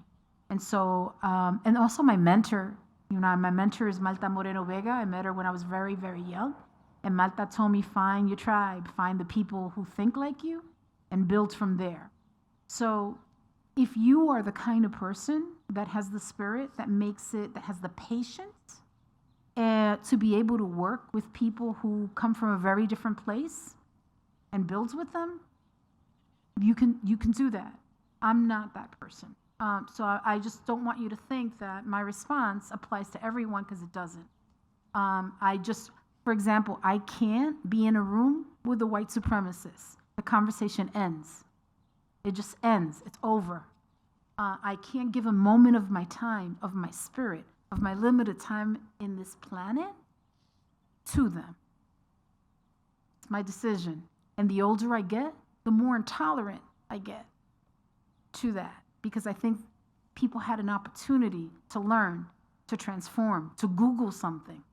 And if we're having a conversation as basic as that at this point, I'm not about that. So that's just me.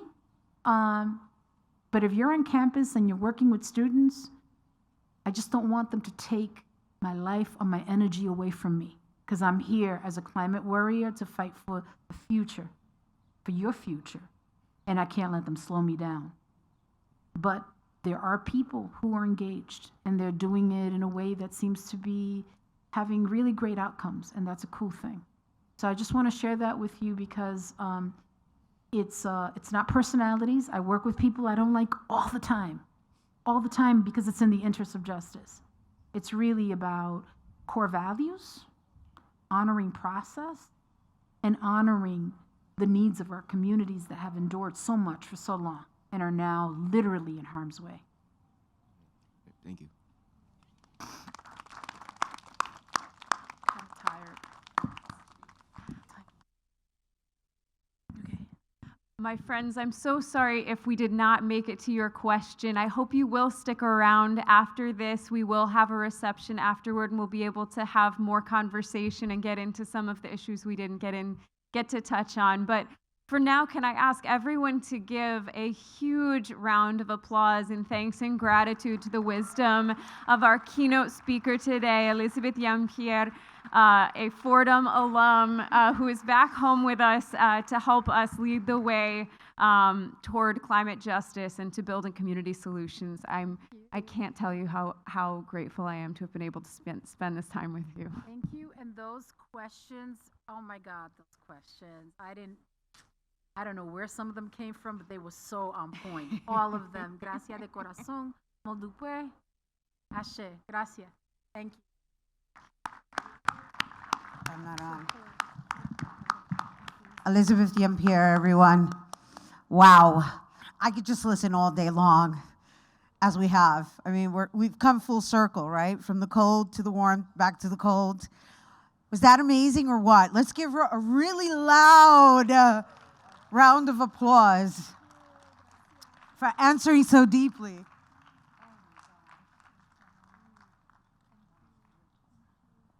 That was great. All right, so we have run out of time, and so I just want to thank you all for being here with us today. We do have a reception. You can look at your programs to get the details. I want to thank all the organizations who participated in today's action fair. Thank you all for being here. If you did not obtain any information, please do so before they start wrapping up. We want to thank Fordham and community partners, and of course, we have to thank Choco Bar Cortez, who fed our tummies with that wonderful vegan lunch. I didn't know you guys were eating vegan lunch. And chocolate. That was way delicious. And make sure you look in the goodie bag because the restaurant is on Alexander Ave in the Bronx. And guess what? They make everything with chocolate. They were generous, or rather, they were accommodating for today's event, but generally everything has chocolate in it. So thank you once again, Choco Bar Cortez. And of course, we want to thank BronxNet Television for being here with us today. The live stream that has occurred has allowed us to expand our message onto the internet. They've been live streaming on FB and the website. So thank you once again, BronxNet Community Television. And a special thank you to Fordham University for hosting today's event. Once again, thank you once again for being present. Here's to leaving things better than we found them. I'm Rena Valentin, and it has been my absolute privilege to be a part of today's event. And on behalf of the Center for Community Engaged Learning at Fordham, may the universe provide paz, prosperity, y amor. Happy Earth Week, everyone. And don't forget to go hug a tree.